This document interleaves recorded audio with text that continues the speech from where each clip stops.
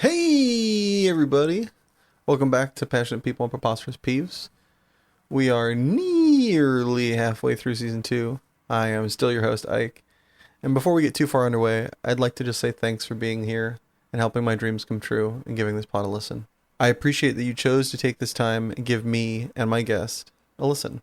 Thanks. Now, if you still have time and enjoyed the episode after it's all done, if you wouldn't mind, as it is the holiday season, taking a second to share this with someone who you think would like it, or just subscribing, that would mean a lot and be a great gift. Now that the pleasantries are out of the way, let's get down to business. I don't know about you, but I have had a heck of a week. Is it just me, or is this AI stuff kind of wild? I don't know if y'all have heard about it, but there's like these AI bots that are able to write, not like Shakespeare, but they, with the right prompt, they're able to write like stories. They're able to do like light coding.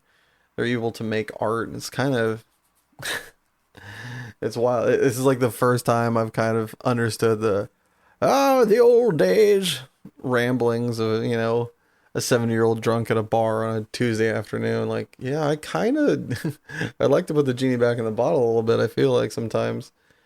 But in talking to friends, it seems less, the end is nigh and more just we're kind of continuing to plod in that direction. I hope they're right. I don't know, but fingers crossed. On the plus side of things, I got to, at work this week, I finally got to actually watch a teacher do work. It was so amazing. Just I don't want to blow her name on here, but Mrs. M. It was, if somehow you heard this, it was so much fun watching you work this week. Watching somebody who is, and it's basically one of the impetuses behind making this podcast was watching somebody who was just amazing at what they do and watching them crush it. I learned so much. It was really cool. Multiple friends of the podcast and family members were like, you should focus on, when you get the opportunity to watch another teacher do their thing and, kind of look and try to learn something from them. And boy, howdy, I finally got an opportunity to do that. And I want to believe I soaked up a lot of things. I'm going to try to implement them. I'm sure I'm going to screw them up, but it was really awesome to get to learn how to teach. It was really cool. At least like a little bit. So, and I get to do that for the rest of this next week, or at least the first 2 days before she takes a early out to her Christmas vacation, justifiably as she is a new mother. But yeah, so I'll come back and tell you guys how that went. Should be interesting. Speaking of teachery news, because that's a word, somewhere between, it's not a raise, but I might end up, kind of solving one of my financial hardships. Hopefully I'll find out here in a couple of days whether I got a job at a different place that I believe is going to pay me substantially more and allow me to do more of what I want, which is one-on-one teaching as opposed to kind of corralling and controlling a whole entire classroom, which I am somewhere between ill-equipped and I think will not be as enjoyable for me as doing one-on-one teaching. So fingers crossed that a dream come true, but I'll keep you posted. Speaking of self-betterment, I decided to go back to doing yoga, try. In fact, that after I'm done recording this, I am going to go try to be a dog looking at the sky, amongst other things. Need to get that flexibility back. I think I'm having some issues with, kind of strained muscles at the moment. I think it's a proliferation from working at the casino, even though I haven't been doing it for a while. I am hoping it's that, but it also might be I'm just not taking care of myself. So hopefully this yoga will really help me deal with that. And last, before we move on and I talk about our guest, friend and guest of the podcast, Dan Silver, won a magic thingy. So congratulations, Dan. I don't know if you'll hear this, but I'm proud of you, and I'm very happy to test with you for San Diego when it comes up. My guest this week is a great friend of mine, yet another Magic player that I know, but more than that, he's somebody that has been a lifeline and provided me with a great deal of insight when it comes to writing scripts and Hollywoody stuff. So I guess without further ado, here's my interview with Brett Thompson. It's a doozy, so enjoy. All right, ladies and gentlemen, this week, might I introduce y'all to a great friend of mine. He's a father, a mentor, a literary lifeline of mine, and above all, one chill dude. Please welcome Brett Thompson.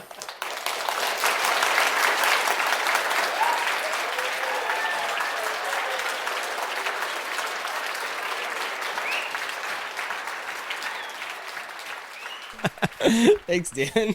Literally, I've never had an intro in my life, I think.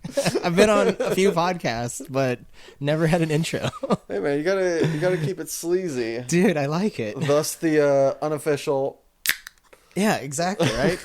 sponsor of this podcast, Angry Orchard. Unofficial sponsor is Suds and Happiness. They do go hand in hand. Yeah.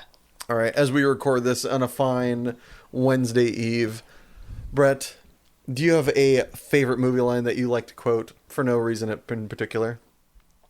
Oh man. Yeah. So many though, but I mean, you can, unfortunately, not highbrow, but you can pick anything from Step Brothers and it's just quotable. I mean, I ask my wife if she thinks it'll be better if she licks my butthole. I say, like, you can call me Dragon, like, from the beginning of that one. What's one of my favorites is, he went to school at John Hopkins. I know Johnny Hopkins. I smoked weed with him. It was Johnny Hopkins and Sloan Kettering, and we were smoking that shit up every day. Both, obviously, great medical schools. Fucking classic lines, you know? Good stuff. But yeah, like that's such a loaded question too, because I mean, movie quotes, holy shit. I'm an only child, right? So like there's been a ton of life that has just been depicted to me through a movie or television show in general. So like Family Guy, like I'm looking at Family Guy, I'm like, there's a lot of parables about life in there, you know? So I don't know. All right. Well, since your life has been so much about movies, do you remember your first date movie? Ooh, first date movie, yeah. And it's not a good one or important or anything, but I went to see Phenomenon with John Travolta in 8th grade. Which one was Phenomenon? I'm pretty sure he was Michael, the angel Michael or something. Is that right? Like I remember that movie. Like Is it called Phenomenon? I want to say it was Phenomenon, the one with the dude that was like, no, that was Powder. Yeah, I think Phenomenon was the thing where he's playing Angel Michael. I thought it was just called Michael. Fuck, that might be it. But I know which one you're talking about. You're talking about the one with like Richard Gere. Yeah. And Oliver Platt. They go out. They have like a dog. They're doing it for like I think it's from a Chicago like News Tribune or something like that. Yes. Yeah. This is all like coming back because I want to say the first and last time I saw it was in that 8th grade movie theater, man. And I mean, because you asked me, it was like the first date movie. You're like, okay, I got the premise, and now am I sweating too much? Where can my hand go? Where shouldn't it go? Like, you know, like all this stuff. And I was in 7th grade. And I was dating an 8th grader, and I was just like, everything was out of my league element. Where you're just like, all right, pay attention, keep your head on a swivel, and you're like, what movie is this? Who fucking cares? But it was a whole ordeal. I don't know. Yeah, it was very memorable. What about you, man?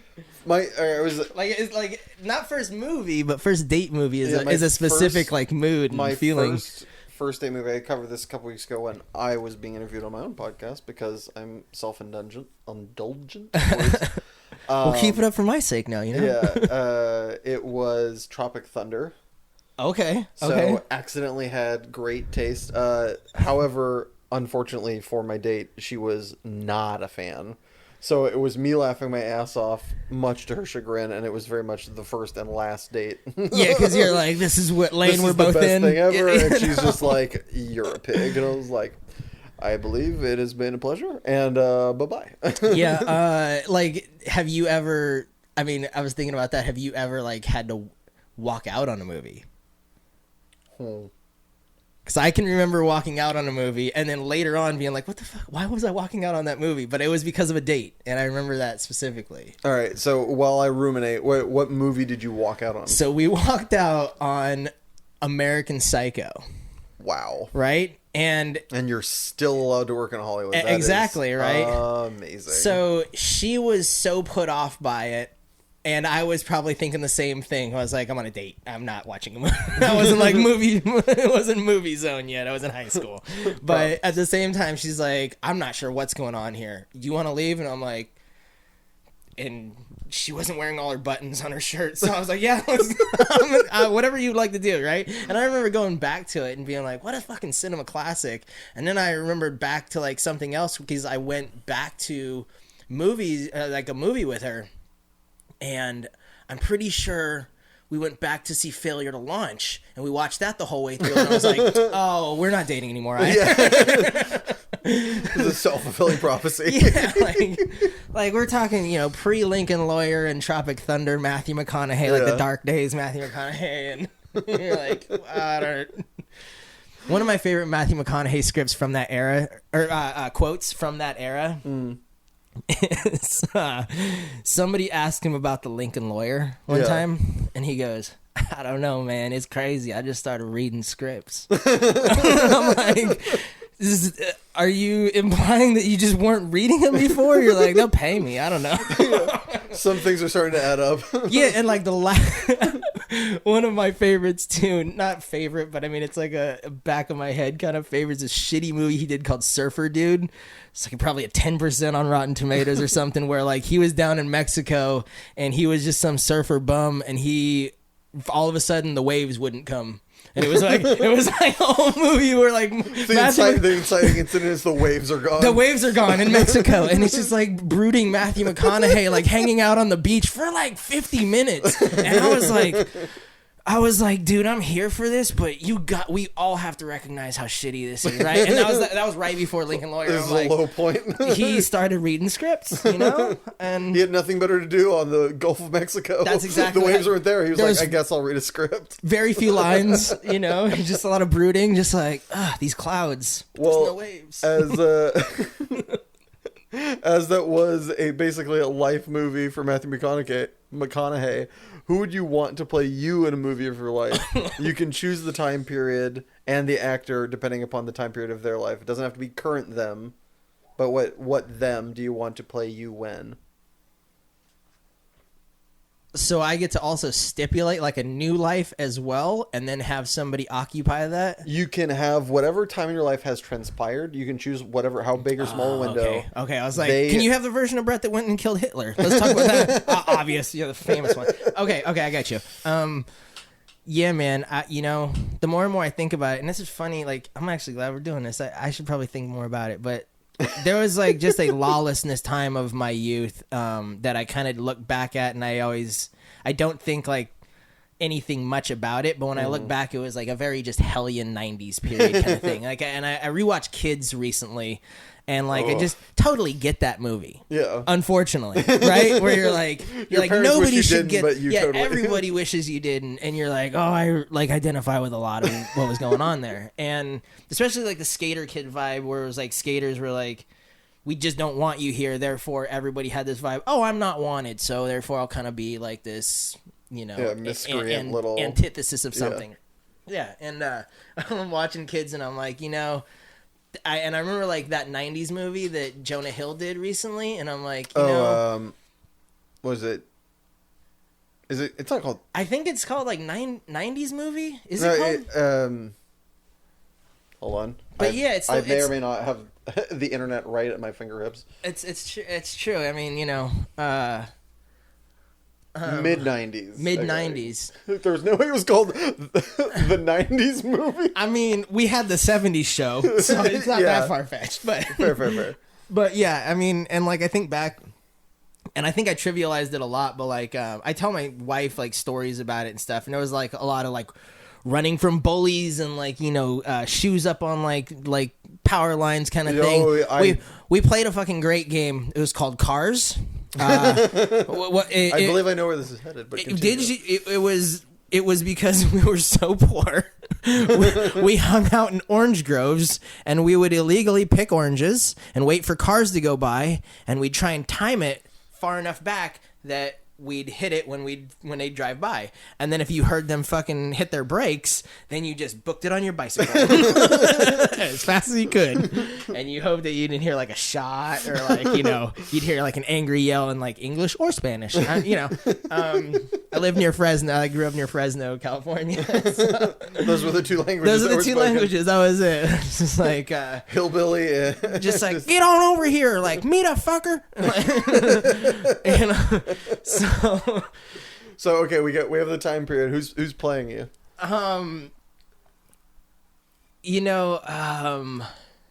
That's a hard one because now I don't remember like anybody that's young enough, I think, to play that period. You can choose them from whenever they're in their life as well to play. Oh shit, Timothy Chalamet then, because I think he's a great actor, but I think he also knows how to be a dick. I think like he seems like everybody loves him, and like the girls have always loved him, and he's done like Little Women and all these like very like kind of posh roles and stuff, and you kind of start to think as like a normal like adjusted guy, you're like, can fuck this guy, right? But everything you see about him, he just seems lovely, and his acting is great. And then he also is like a good dickhead when he wants to be. Think about that recent movie, Don't Look Up, and I kind of liked the asshole he was playing there. Oh, he was in that one? Yeah, he was like a little snippet. He was like kind of like this fleeting boyfriend kind of thing of Jennifer Lawrence's character, and like she's like working in a supermarket, and there's that scene where he's like, hey yo, are you like the girl that like said we're all gonna die? That's cool. So like just that kind of vibe, and I'm like, okay, that guy could probably play the little asshole that's little asshole Brett. Little asshole Brett. All right, going back to perhaps that time, what's a poor man luxury you probably enjoyed in those days and still to this day? Oh man, to this day, this is a weird one. I feel like it's not as relatable, but it's something called tres leche cake. I fucking love this. It's a very traditional, like Hispanic type of dish, and most people fuck it up. Generally, and I mean, I'm where I grew up was like 88% Latin. Like it was like 6% other, and I was in the other. I don't know what the other number was then. If you got 6% other, and 88, like where are we at then? But we like 4%. This pie chart has missing pieces. 4% centaur was, but like so that's where I grew up, and it was very authentic, and it was crazy because like, it was such a nicety, and here's why it was a nicety, because like I got money every day for lunch, and I walked to school, but there was a bully from like 6th grade to 8th grade that fucking drove to school because he'd been held back so many times. So he would bully us, and a lot of times like we would lose our lunch money, right? You folks at home can't see this, but my eyebrows just went into my hairline. Yeah, dude. So it was like me and 3 friends, and like we had plans too. Like we would. This is all to talk about Tres Leche Cake, I promise. But like, so like we had these plans, right? So it was like me and Johnny Garcia and this dude that we called albondigas, and that's Spanish for fucking meatball soup, and you can figure out what's going on, right? So like there were times where it'd be like, if we'd see this dude come up in this old Honda Accord, and we're like, oh shit, Jose's here, and like we'd all put our money on Johnny Garcia, and he'd tighten his laces and he'd fucking run because he was the fastest of all 3 of us, right? And it was totally like that thing, like where you only have to be like, you can't outrun the bear, but you gotta outrun like albondigas. You know what I'm saying? And like, so we'd outrun albondigas, and like we felt really bad, but like, we'd always have our lunch money when we got to school. Well, not always, like plenty of times. I lost plenty of shoes, fucking basketballs, like hoodies, money all the time. So the point was like, this was for school for lunch, but I didn't want to tell my parents I was just getting my ass beat every day, because then my dad would take me to school and be embarrassing and shit too. Like, drive you to school and drop you off in a fucking serape, popping a zit in the morning or something, and you're like, I'd rather get beat up. so like I'd go to school, and then what it was like every Wednesday if I walked home. Now I didn't deal with the shit on the walk home, but like on a walk home between me and the school was this snow cone lady, and every Wednesday for whatever reason, just on Wednesday, her sister would bring in these pieces of tres leche cake. She'd make tres leche at home. She'd cut them up, and it was like a snow cone was like $1, and like I would get like $1 for lunch, but a piece of cake was like $2. So I would save multiple days, and I had to make it through fucking Jose trying to bully us for the money. So I'm like, oh shit, this is gonna be a good Wednesday because I got $2. And then I'd get that piece of cake, and then I'd eat it before I got home, so my parents didn't know I was just saving food money for cake and shit.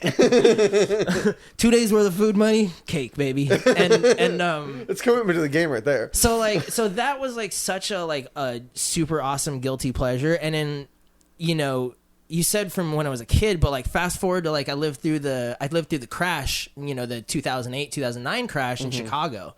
And it was me and my wife, and we're like early 20s back then, and we were so broke, like college, at the end of college. And one of the things we would do is we were like, all right, we're going to figure out how to make like a ton of really sort of like nice food, quote, nice food, and feel ritzy because we learned how to make shit that was like technically hard, but like not that crazy. So like I learned to make macaroons and like learned to make chocolates and I was, you know, I did tres leche cake, and what it was is like I fucking tried to find this thing of my childhood, and no good recipe was out there, so I spent about 95 cakes or so just figuring it out. By like cake 30, dude, I thought she was gonna divorce me. She's like, I fucking hate you, this cake, I never want to have this cake ever again. Why do you keep poisoning me with this hope? But now I've perfected the cake. Sick. And I love it, and she's just like, I've had enough of that fucking cake for a lifetime. So I'm always trying to pawn it off on anybody else. Like, you know, you want a cake? What's up? I'll make cake. Just any excuse to show your expertise, have a slice, and give the other like 90%. And it's funny because you said like that's like a poor. I attribute it to that time though when I was making like macaroons and creme brulee and like, you know, hollandaise sauce and things that are like very simple, small ingredients, but they feel ritzy. Yeah, and they feel ritzy when you execute it right. Yeah, whatever. That's so beautiful. Making a truffle is a fucking pain in the dick. Making caramel will make you shoot people near you, dude. Like caramel causes crime. Like, dude, that's hilarious. Yeah, dude. Caramel causes domestic disputes. Like, all, dude, it is toffee, caramel, and everything in between is room for insanity. Anyway. It's interesting you're talking about saving money, like your parents give you money. My parents listen to this podcast, so I'm sorry in advance, Mom and Dad. For the first... So I went to band camp because I'm a super cool nerd. And I got $5 a day for my folks to go get lunch with like all the other band kids when we were on our like not long enough break to go shovel food in our face. However, when everybody else was getting food, I would have my like bandmates who had a card drop me at the local card shop. I'd go in, get like a bag of chips for 50 cents because I'm old, and a can of soda for 50 cents, and the other $4 I would get repacks that this guy was selling, and so I'd get all these cards that were worthless, that my parents also did not want me buying Magic cards, and then I would hide them in my bag, and then march around with a tuba in Nevada heat during the summer, just like just doing that for 5 days a week and just like squirreling them away. I don't even remember where I hid them. I'm sure none of them were worth anything, but totally repacks, no way. yeah, of course not. But I totally remember that idea of just like, look, my parents will want this, but I'm a man of honor and we're doing this. And the first thing to the bit. I totally get that whole sentiment, and also the first thing I thought of was like, you were getting $5 for an entire meal at that. How fucking old was I? Like, I told you I saved $1 a day. I remember like a burger was 75 cents, dude. A burger. Hey, how old are you? I'm gonna be 40 in March. Okay, yeah, you got a couple years. I'm 35. So it's just crazy when you're like. Also, I mean, Fresno versus Northern Nevada. I think probably there's a cost of living disparity there.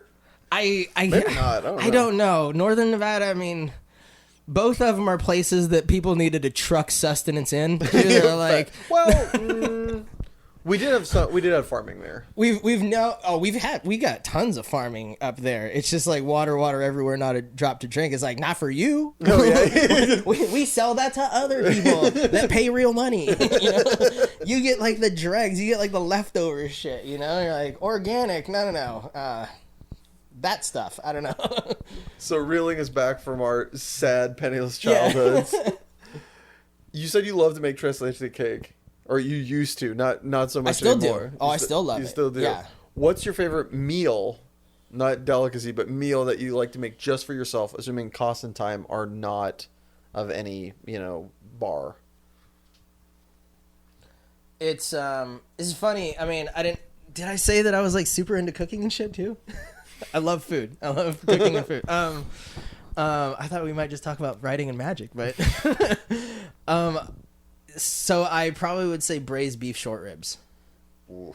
And it's the same thing. I mean, it's once again like it's a moderately priced blah blah blah that takes time and technique. Yeah. And the more you can facilitate with time and understanding is usually just the better. When you are, just straight up, if you're rich, I mean, like if you just think of like something like that asshole Andrew Tate would say or something, you're like, a man wouldn't talk about the best steak that he ever had because he could have that steak anytime he wanted if he had enough money. He would just make somebody else pay for it or make somebody cook for him. And you're like, yeah, I get, if you had enough money, I would probably go to fine places and have them do that. But there's something super satisfying about certain dishes that are very like time intensive, but simple and like not cost intensive with money. Or like how it's kind of like mowing your own lawn versus getting it mowed for you. Yeah, I mean... it's like obviously it's way better to be the person that gets to have some mow their own lawn, but the activity of it and like the way you feel about your lawn when you mow it yourself versus when you have somebody else mow it, you feel a lot more... Not respect isn't quite the word, but you like empowered. You're just like, I did this, as opposed to, oh, this is cool. Yeah. It's and I think earning versus given. And I think it's funny too because like even a lawn, like I don't like understand the lawn. I mean, I do understand. I don't connect with it as much, but it's like the same idea where it's like you can get the lawn done, or you can do something that's closer to like artistry or whatever. Like you're really feeling good about it, and it's the same thing with cooking. Yeah. You're like, I can just get shit done.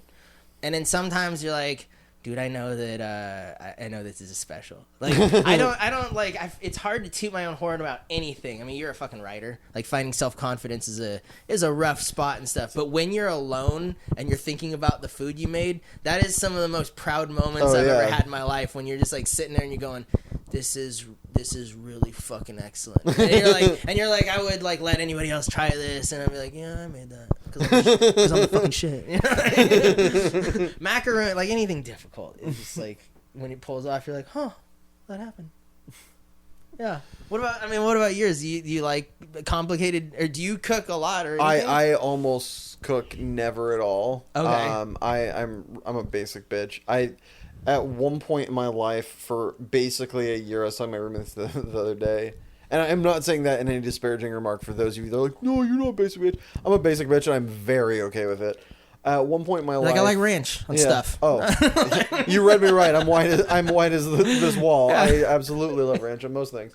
But there was a point in my life where, I mean, to be fair, I was 19, and did not have that many skills about my person. I was living away from home by myself for my first time, working my first job, and I think other than going out to eat, I basically had 5 different food items that I was eating. They did not cover the 5 food groups. I believe I was having, well, I mean, depending upon how you want to identify them, I was having peanut butter and strawberry jam sandwiches. I was having chicken and rice bowls from Costco.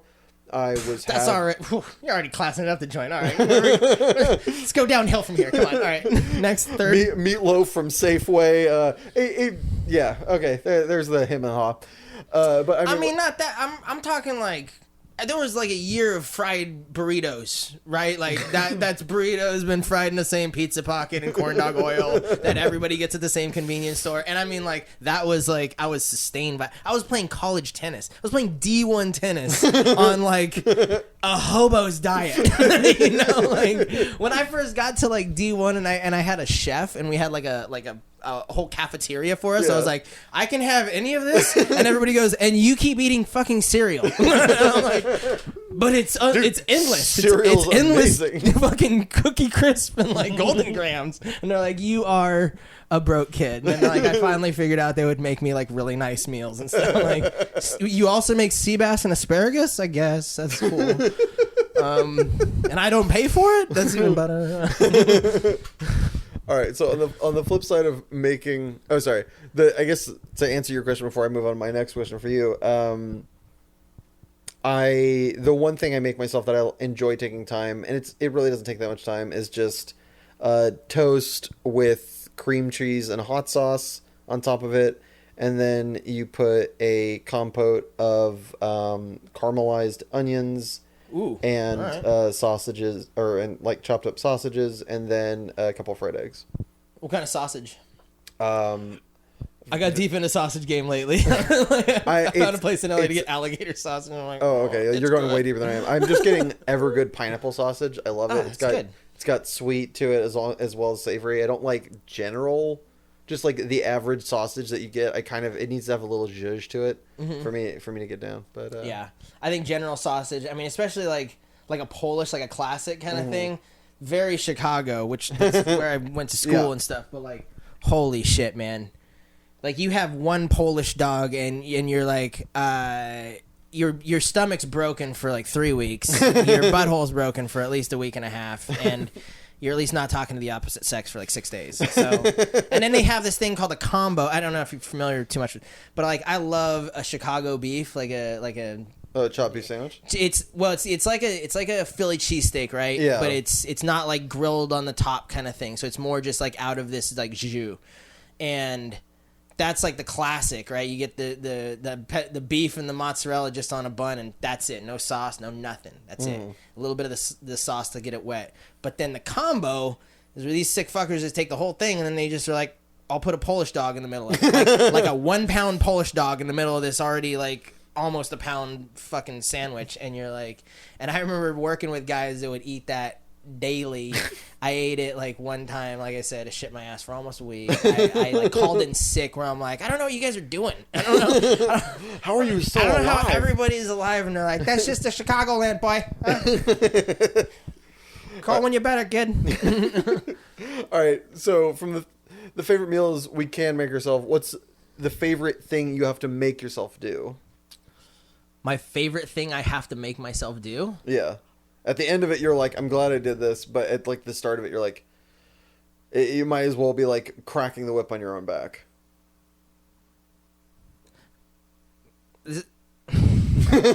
I'll go for another answer as well. But like the first, like the thing that immediately pops up, and I don't know if it's comedy or like macabre or anything, where I'm like waking up, but. But that's only because I'm a big fan of sleep, not because I'm a big fan of forever sleep or anything. But, especially as it gets cozier in LA, you know, the temperature's dropping. It's like frigid out. I think it's it's like 50. Yeah. I think. I hope anybody elsewhere in the Midwest listens to that. It's like, fuck you guys, fuck LA, fuck California. But I think like, I mean, if we're talking about writing, that like. The hardest thing is doing the journaling thing, that like the warm up. I don't know if you do any warm up stuff. I don't know this. What is this? So like, if you do, now a lot of people do this for different shit, but like say somebody's one person had like the idea of like a gratitude journal, right? That's just like a generalized thing, but like writers apply it more just with like some type of, you know, wake up exercise, and it's like whenever you're about to write, you do like 15 minutes of free write, and the free writing should usually be something poignant. I've found that like a lot of times people would recommend like, yeah, just free write, just write like free association, whatever's on the top of your head. That doesn't do near as much, but I do think like the shit when you were a kid, or at least like when our parents were probably kids, and we see it in like a Christmas story or something, when it's like, we are gonna do a prompt. Right, and they're like, "Oh, fuck!" Right, and you write for like 20 minutes about one specific topic or whatever. It doesn't have. It can be free association from the topic. Yeah. But then for that like 15-minute section, point. go to that thing or whatever. And I mean, it's basically like, I don't know, like probably like working out to a lot of people or something. Where it's just like, ugh, I hate doing this part. But then when you're done with it and you are in this, you're like, you had the time to write and you're ready to write. You're like very much like, it's like a warm up or whatever. Huh. You get like cobwebs off. You get, you know, I don't know if you're like an alcohol writer, a caffeine writer, a nicotine writer, a weed writer, anything like that. But like anybody that has like anything, and you go through these phases to push yourself or pull yourself out. And I mean, just simply the coffee one is a huge one, right? These different writers have different techniques of like where you do stuff. I mean, I'm a weed writer and stuff. So like to shake off cobwebs and to tell your brain, hey, we're trying to think about things like this right now.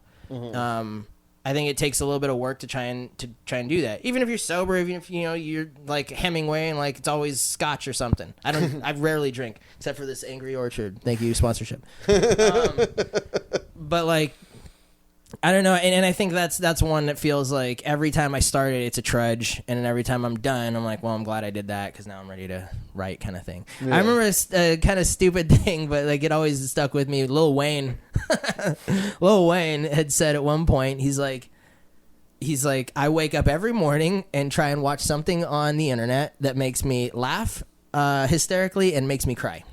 And he goes, and the reason is because if I've hit my full spectrum of emotions within the first 30 minutes of the day, then he's like, I'm ready to feel, think, and act as a fully operating human. And Lil Wayne is...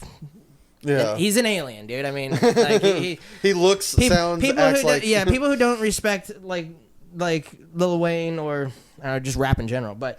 he's got a plethora of very interesting like views on the world, and I think like all those, I mean, we were talking about before, like, you know, managing a band or whatever, like coming and watching people that are creative make a living at it, and watching the different mediums and how somebody has to come approach it at the different angles is all, I think it's just helpful unilaterally. Like if anybody's trying to create anything, if you're a chef, if you're a fucking writer, if you're a rapper, if you're a, you know, if you're a tennis player that wants to play with flair or something like that, and you're thinking about like unconventional ways to approach things, it's like creativity is interesting when you observe it and you respect who you're observing it from. I think totally.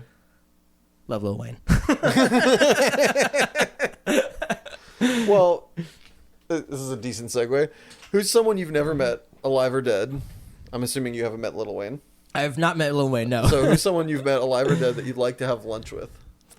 That I'd like to have lunch with? I don't know about you. I don't know how long you've been sticking around in Hollywood, you know, now. How long have you lived here? I have been here since, we're in 2022. I've been here since April of 2021. Oh, man. Okay. You're baby. LA virgin. Okay. So, like, after a while of being here, there's just certain, like, ideas that sort of permeate, or, like, just somebody's ethos that's just kind of in and around Hollywood. Like, the way that, I don't know, like at the lot where I told you I used to own a 3D art house. Yep. Like, it's the lot at Santa Monica and La Brea there. And there was a lot of talk about, like, a lot of ghosts, a lot of, like, Frank Sinatra being here and things like that. But, like, just the general, like, ethos of what Hollywood kind of seems to be, there's a lot of really great stories that, you know, end up being, like, whispered the whole, like over and over and over. And for whatever reason... you said dead. I mean, Norm Macdonald is like, I've been here for like 10 years and I have all these like really interesting stories where like one of the coolest people I had ever met, or some of the coolest like little LA stories that I have. And, they'd be like this little vignette, and then somebody would be like, you know what? I had this crazy story about Norm Macdonald, right? And they'd always be like, I met Norm Macdonald at a coffee shop and this happened, or I met Norm Macdonald here, and like, just like the craziest shit. And like I think that it was so gnarly for a guy like him to kind of exist in what like LA and Hollywood like was and what it turned into. I mean, if he was somebody that lived in like the 60s to the 80s or something, and that's when he was big, that makes sense. Yeah. You know, but to live like that to the 20s, into the 2020s and stuff, you know, I mean, like he was also all the while not driving. I was about to say, dude, the Nick Swartzen stories about like him not driving ever and stuff. He's like, hey, I'm at a bar, and you're like, why? Well, it took me a while to walk down here, and you're like, who the fuck are you? You didn't call me. You didn't call an Uber. You didn't do anything. I don't have a car. You know that. So what? You leaving? Like, I just feel like that would have been one of the coolest like things to ever sit and do. I did have a catch with Mel Brooks one time. like a football catch. Yeah, I threw a football with Mel Brooks one time. Dude, you can't just like say that and like move on. So. I don't even know why I brought that one up. I'm glad you did, but so like so my first big job here in Hollywood, as far as like I got to be in entertainment like I wanted, was I was a PA on Cougar Town on season 3. And now it's shot down at Culver City Studios. Yep.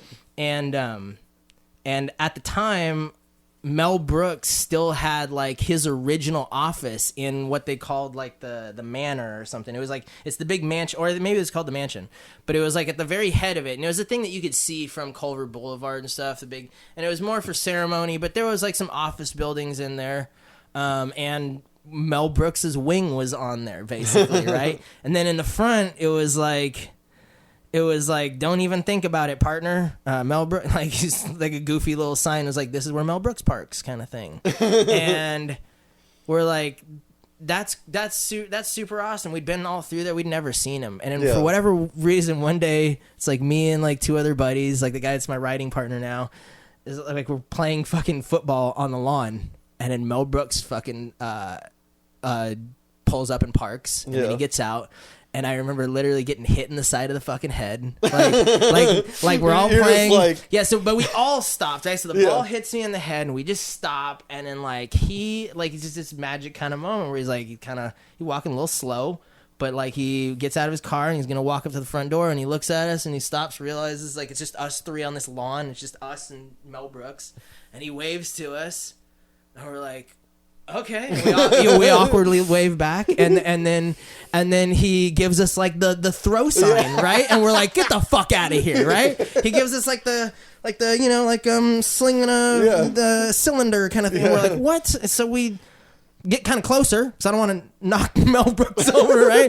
And I give him a softball, and he throws a ball back to us, right? And Mel Brooks is like 82, and Jermond, I don't know why, but if you ever listen to this, Mel Brooks threw a better fucking spiral than you, bro. And he was old as sin, and I mean, I always said you should have been an NFL tight end, but you missed the call if you can't throw a better ball than Mel Brooks. That's totally an inside joke for one person. But it was a crazy moment, man. And like, I think that's what you're probably talking about. I think I just ended up hanging around Hollywood long enough to where I was just, these are not like, I don't feel like they're my stories. Yeah. You know, I just have like these adjacent Hollywood stories. You're just in the room. Yeah. Like around. Yeah. I mean, I'm telling you, some of the craziest ones are all from like managing Nick. Like that one is okay. All right. You probably have other questions, but I'll tell you really quick about the managing Nick thing, right? So I played tennis. I kind of mentioned that briefly. Yeah. Played college tennis, played it all growing up. And when I got here, maybe 2010, right? I go down, and there's a place at La Cienega and Olympic, and it's this tennis center or whatever, and it's like Beverly Hills Tennis, and I'm like, oh shit, that's all fucking fancy, right? Like, Heidi tighty, right? And I go in, and then they're like, we charge like yearly memberships. I'm like, oh god, right? And they're like, and we charge per hour to play on the courts. Well, I grew up in California. Like, tennis is usually free for a broke kid because it's sunny here all the time. But then I also like played tennis in New York and Chicago and shit for a long time, and I realized how much people pay per hour in the winter time when it's fucking snowing, and they're like, it was like a fifth of that, and I'm like, oh, this is easy, right? Like I guarantee my court time. I got, you know, this is now easy for me doing this shit. They had this book in the thing. It was like, just in case you don't know anybody, write your name and your level in this book with your phone number, and like if anybody, you know, wants to look in this or like say they just want to play a match, they might call you. Yeah. One person ever called me to this day. My name's still in the book. One person ever. It was Elton John's manager, Derek. I've been friends with Derek ever since. We're great friends, and so he managed something called like Rocket Music, which is Elton's company, and then he had a small offshoot called Wallace Productions, and Wallace is the one that had like 3 or 4 small acts, which one of them was Empire of the Sun, the other one was Pinau, and a couple other acts. Marina and the Diamonds was one of them. And they're on London. So I like basically Empire's in LA. They need somebody in LA. That was basically it. I'm like the West Coast manager kind of thing. So that was the one person that ever fucking called me from that book was Elton John's manager, and 3 years later he's like, you put the name down. Do you want a job kind of thing? And I'm like, yeah, I'm not doing any other TV stuff. I guess I can manage a band, right? And that was kind of how that happened. And then I spent a while doing that, and like some of the wildest fucking stories were from that time. Like Nick had asked me to get a baby panda one time, and I was like. But like when you come from TV stuff like slightly and you're doing PA and associate producer work, you're like, oh my God, that sounds crazy. But there's a lot of ways to crack an egg in Los Angeles, right? So like, it's like I fucking find a panda in like hours, and I call him back, and he's drunker than he was before. And he's like, mate, it's very important. Is it a baby panda? And I'm like, what constitutes a baby? And he's like, Google it. I was like, so I Google it, and it's like 2 years or under is a baby, and I'm like, I don't know. They say this thing's like three years old or something. It's like it's pretty little. They lived to like 40 or something. He's like, it's not a baby. We'll try again tomorrow. And so I'm like, and I remember scrambling, and at the time I'm like, he was partying at his house. Now he's got this little cottage in Hollywood, little bungalow type thing, right? He's married. But like I know that he parties not like with girl, like I'm not like calling him out or anything, nothing like that. But like I know that he parties if he wants. He's a social guy. Yeah. And I remember like the night that this had happened, the next day he like leaves me this text. He's like, "Hey man, you gotta organize like a fucking a house cleaner and do some stuff. And I'm gonna be out going to studio, but like if you can come over and situate it." And I get over there, and there was wine on a wall. There's fucking somebody threw Italian food like ziti. There's stuff on the wall. And then near the kitchen, there was goat shit. There was goat pellets. And then like some hay was straggled around. And I was like, what the fuck happened here last night? And he's like, oh, it's just me and this 60-year-old pianist guy from New York. And we were drinking. I was like, what happened with the goat? And he's like, don't worry about the goat. That's all he said. Just don't worry about the goat. And I was like, all right, dude. And I got that shit cleaned up, man. I mean, I almost got shot fucking trying to give Miley Cyrus one of his CDs. I was like gonna throw a gift package over Miley Cyrus's fucking fence, and I realized quickly that was a no-no. When a private security guard got out with a gun, and I was like, uh-oh. She's expecting this weird brown package? I mean, and I guess like those are the only things that I feel like happened to me.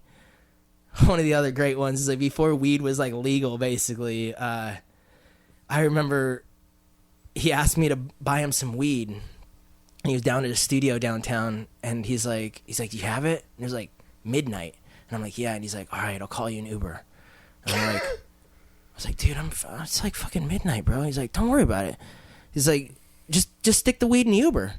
And I'm like, what do you mean? He's like, just put it in like a box or whatever. When the Uber gets there, just be like, yeah, here's a box and take that to the... And I'm like, have you been doing this? Is this what you've been doing before? And he's like, yeah, we do it all the time. And I was like, I need gainful employment. Please don't do this anymore. Tell me that you're not gonna fucking do this. So he's like, all right, fine. I won't stick random weed in an Uber. I don't know how else I was gonna get it. So like, yeah, I weirdly like I went from that to the 3D art house studio to owning that, and like that was such a weird step down in insanity. Like, it's like, and we did crazy shit at the 3D art house, man.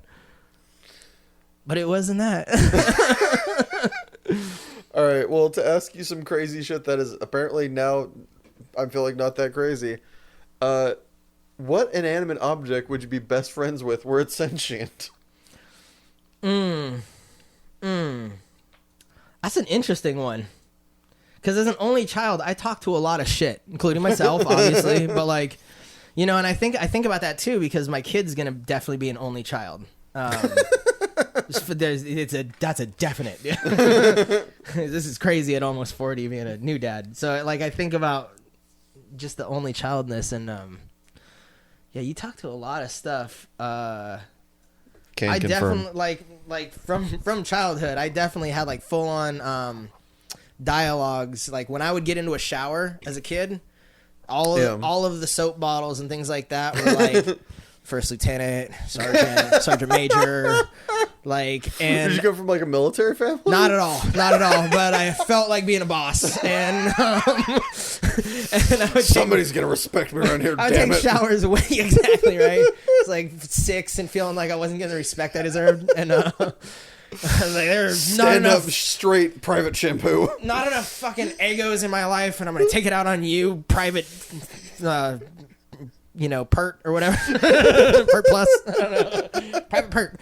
But like I remember doing that and like having vivid, like I would stay in the shower way too long and like have these whole scenarios and stuff. And I mean I was definitely I definitely called them action figures. Please don't fucking call them dolls. But I had lots of dolls as a kid, right? Big into X-Men, right? You know, like so I would talk to them regularly. I don't know. It's a weird thing. Like when you ask it like that. Do you have siblings? I have one sibling. So like anybody that I talk to with siblings is like, if you have a sibling and you have imaginary friends, there's a good chance you get to talk to like the kitty psychiatrist or something, right? If you're an only child and you have imaginary friends, you're like, that's Tuesday. Like, I don't have anybody. I see what you're saying about both sides of that, but for me, my younger brother, love you, Eli, we were 6 years apart, and so in a lot of ways I didn't feel like I felt like there was somebody else in the house. I didn't feel like I had a brother until I was much older. Yeah, much and then older. It was like, because he was much older, huh? No, I'm the older one. No, but I mean, like you didn't feel, because Tori does the same thing. My wife does the same thing, and like she has a huge gap between her brother and sister, and it's just like you don't feel that they're your sibling until they're enough of a person. Yeah. Until they have to get to a certain until they meet a grade, age. And then you're like, okay, now you're a human being. We can hang out. Yeah, we exactly. Can chat, stuff like that. Yeah, there was a certain point where he was just like luggage. Yeah, it was like fucking Jesus, just dragging this fucking thing around. Like, Mom and Dad, why do you keep bringing that on all these trips? It's just annoying and gets in the way. Got a regular third nipple over here, guys. No, yeah, I get that thing, but yeah, I mean, it's because I think of it in those terms because I think I'm an only child, but like I did talk to a lot of things, and the other thing too is like you talk to yourself a lot, more. Did you walk in circles when you did it? I still fucking do that. No, I like that. Yeah, probably. I wouldn't sit still. I don't sit still, or I don't like lie down and like talk to myself. I will like walk. I will create a circle or a path. Yeah, wherever I am when I'm like, if I was doing it when I was doing it. You know, I mean, like this, it probably like suggests like mental something or other. But because we're both pursuing writing, like how often is it multiple dialogues? Right? It's like it's a back and forth conversation. It's usually 90% of the time. It's usually me talking to a theoretical other or like kind of writing the story in my brain. Yeah. But apparently is also, I was watching a thing, I think I've already quoted this on another podcast recently, but I watched a video from a YouTuber called Ice Cream Sandwich, and he was talking about ADHD, and apparently that is one of the things that is like a potential signifier of ADHD. Interesting. I may or may not be getting myself tested. But yeah, like that. If I remember. And the voices let me think. Speaking of, do you have a life hack that you'd like to share with the class to improve their daily living, other than talk to yourself in circles only?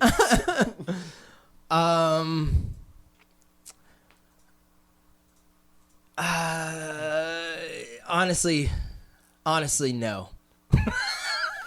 Honestly, no, because I am like being a hack is lame. Enough of a shit show myself where I'm like, dude, I'm looking for advice. If you got any, if some of your listeners got some, I'm interested in streamlining a bit. But yeah, man. I mean, like, there's been no streamlining for you with having a kid. And let me try and think like, you know, as far as like having the kid now, it's interesting. Like I've heard other people say like versions of this, but like you delete stuff. And simplify. And but it's weirdly freeing. Oh yeah. Because I think like in this society, like excuses are fucking gold, dude. Right? Oh, like, yeah. Like excuses are just king.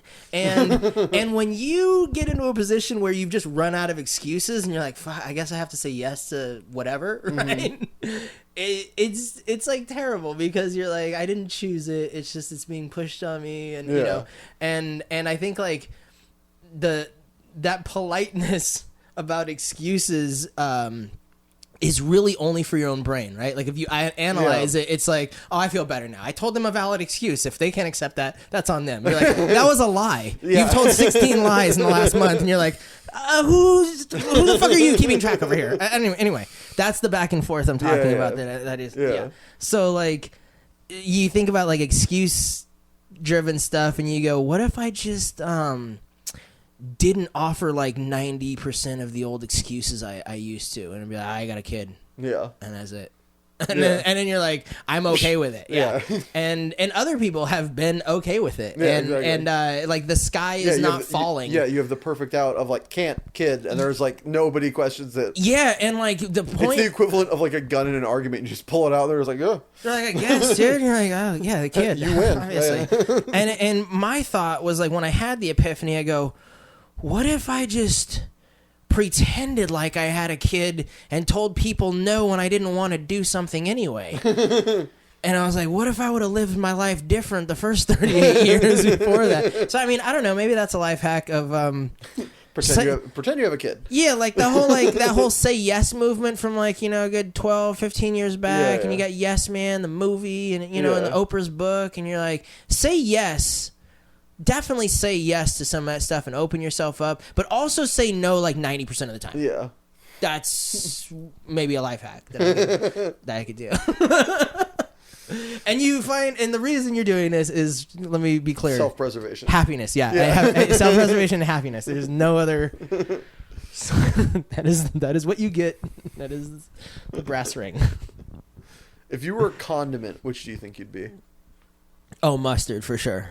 For sure. Just regular... Just straight up orange, or straight up yellow mustard. Just like, I'm welcome at every picnic. I'm a little spicy, but you know I'm the white guy, right? Like, that's hanging out and stuff. And, yeah, I mean, need I say more? Like, I'm mildly spicy. You know what I mean? I'm mildly spicy. Like, for example, I was really upset when they legalized weed, right? I know where this is going. And you know, please continue. As a person that wants to, like, when you perceive yourself the 90s Brett that I was talking about, little badass, little hellion, right? And then you grow up and you're like, I'm really fucking risk averse. I just want to chill and do my own thing and like be not like a great citizen, but just like a normal citizen, you know? And then you're like, you think of all the shit that starts to like impress on you with hassle, and you're like, yeah. How do I get out of hassle? Long-term hassle might be the best way of determining who you are as a human being. Oh, for sure. There's so many things in my life that I'm just like, no, I don't. It's not worth it. And that, like, figuring that out, it's not worth it. Figuring out when you, like, cave versus when you excel. Dude, my dad had a shitty girlfriend at 18. And like, this is not my dad at all. But I remember this story and, like, what something, like, motivation... What motivation means as a writer, right? Yeah. He had a shitty girlfriend at 18. He's a super liberal hippie, super lefty, right? He fucking enlisted in the military. I was like, why? And he goes, I just couldn't think of anything else to get away from that girl. I'm like, oh, jeez, man. It's in all of us, dude. There's this motivation to just, like... Even like you approach something as smart as you can at first, and then it just devolves into like, I don't care. You know, the human thing is just I'll get away from whatever. Getting away from long-term uncomfortability is like the most like human motivation you can have.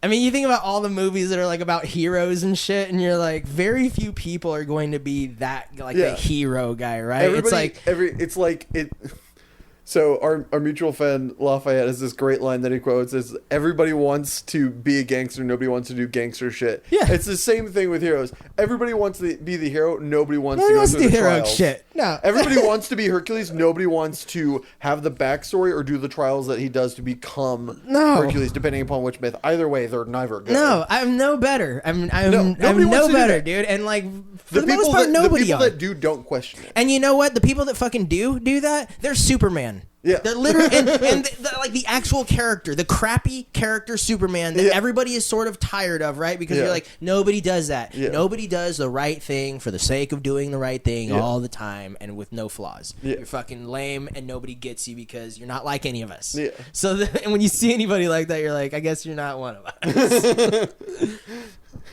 That's In moments like that, what's your favorite non-traditional curse word to utter?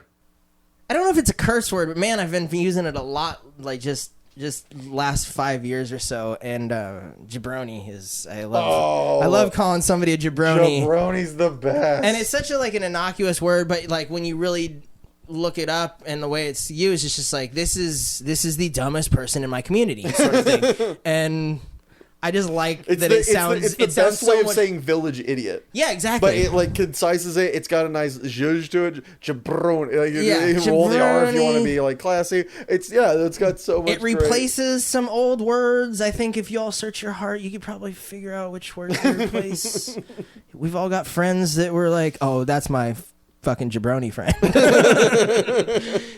He's got some really jabroni thoughts, you know, sometimes. Yeah. All right, let's say you're going out to a party with said jabroni and you want to look extra so you don't get confused to be with said jabroni. What do you, other than your normal garb, what do you put on to accessorize so that you are noticed and not lumped in with said jabroni? Oof, dude. Like, I mean, I know this isn't a visual podcast, but like we've known each other for a while, maybe like close to a year or something like that.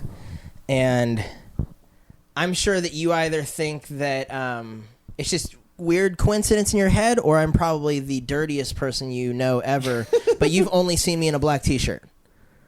I have 16 of these black t-shirts.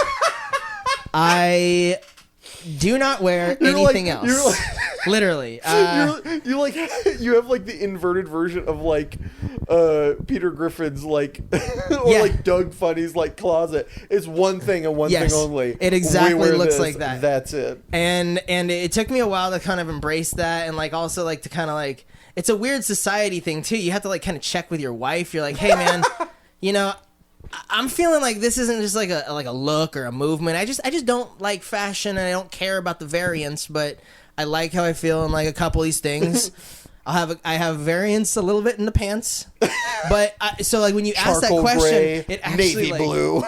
It actually does one of these for me, and I'm like it makes you kind of writhe or whatever when you're like, stand out, look a certain way. I'm like, look, the jabroni's probably not wearing my same black t-shirt. Is the thing. Jabroni's gonna wear a Philly shirt or whatever the fuck he's doing. But I mean, you're wearing a weathered Yankees cap right now. The Yankees cap is older than my wife. Had this for like 20 years. All right, that's a very good answer. That is a loved, well-worn, and well-respected hat. Good Lord. And after a while, too, when people start suggesting, like, it's beat up, replace it or throw it away, and I'm like, I will replace you. I was going to say, I throw you away. I will throw you away. You will no longer be in my life. But yeah, I mean, like, I'm a creature of habit, obviously, so respect. I would not stand out. No, they'd be like, I'm like Waldo at a party. They're like, where's Brett? Oh, there's the fucking Yankees hat and the black t-shirt. Okay, there we go. That's it. Like do you just go as serial killer to every Halloween party so you don't have to wear anything different? Pretty much, yeah. Pull the Wednesday Addams of excuses. Look at the serial killer. What does a serial killer look like? Exactly. I wear like a vest with like a lot of pockets, and they're like, "What are you?" And I'm like, "A fisherman, dumbass." That's it. And just like a fisherman, I'm leaving here early so I can wake up at 4 a.m. Obviously. Speaking of jobs that nobody wants, What's a job that at some point in your life you wanted to pursue, but are very glad you didn't get around to? Oh, easy.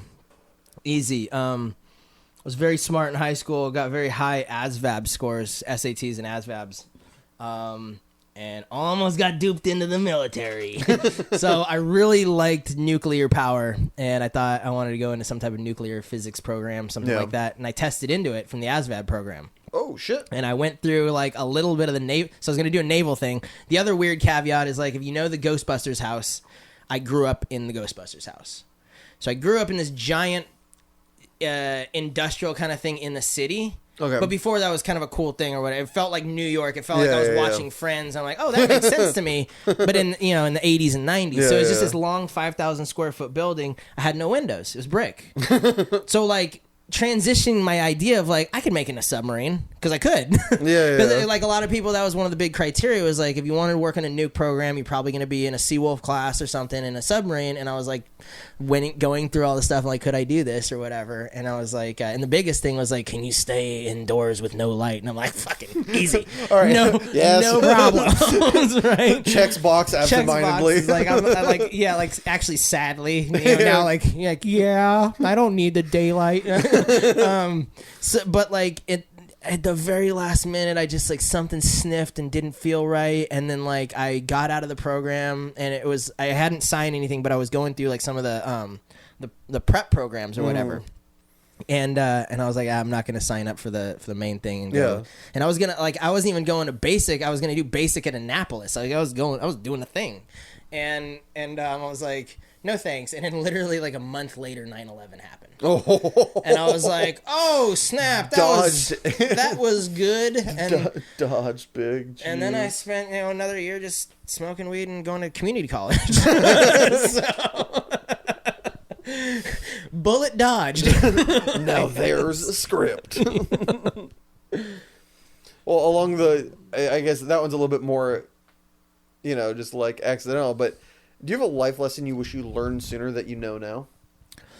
I kind of do. I mean, it's about writing, and I think I've shared it with you, right? Well, share it with the rest of the studio audience. So, like, the thing about writing that I wanted to share with you, like, when we first started talking was I'd been in Hollywood for 12 years trying to pursue writing. Yeah. And one of the biggest things that you realize that the nicest thing somebody can do for you is read your script, right? Give you feedback, give you notes. Yeah. Make it so that the tree didn't fall alone in the forest, and you get some type of like, you feel noticed. Yeah, because it's always one of two things for any aspiring writer. It's like, I am just absolute dog shit. Nobody should ever read this, or like, I'm pretty awesome. Why isn't this getting produced? Yeah. And it's you can't be in the middle. You're always one end or the other. You can't be in the middle. And for the most part, whenever you see like a lot of the self-deprecating ones, usually those are the ones that are going to end up making it at the end because they know that there's a lot of shortcomings and they keep working at a lot of different things. Mm-hmm. But I think the big thing about that is the feedback loop, and you try and write, and that's one thing. But the other thing is you're doing the social thing, asking another human being to critique you, to take some time and do something. Yeah. And it's awkward, and it takes a lot of time, I think, for young writers to do it, because they're like, I'm not sure if they'd want to do it. I don't want to blow my chances with said kind of big person, because what if they do read it and it sucks, and then they'll never talk to me again? You have all these like things, and the reality is like, you need all of it. Like you need so many F's, you need so many no's before you can do anything. And it's probably true in like just a lot of aspects of life, where you're just like, look, man, if you want to be really good at anything, you have to understand right from the get-go that you need to do some version of failing in whatever it is that you do, right? You make 94 shitty tres leche cakes. Yeah, eventually 95 is going to be like, that's the one, but you know that like you're up, when you're willing to do it, that's one thing. Mm-hmm. But I think like what happens is you forget the willingness for different shit in life.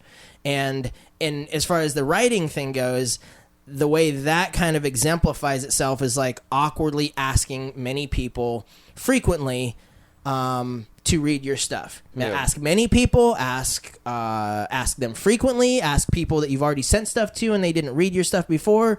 Be persistent, be real as far as this specific information goes, as far as like what your craft is, and hopefully you are progressing it, and you feel that you're not just offering like just here's shit A, here's shit B, here's shit C. But as you do that, like, it is awkward, and you do have those doubts where you're like, well, they probably already read something and they didn't like it, and they don't know how to tell me, but they don't want to talk to me again. They don't want me sending new stuff or anything like that. And you need all those fails to happen as fast as humanly possible. So for this industry, what you have to do is be awkward and ask people to shit on you frequently.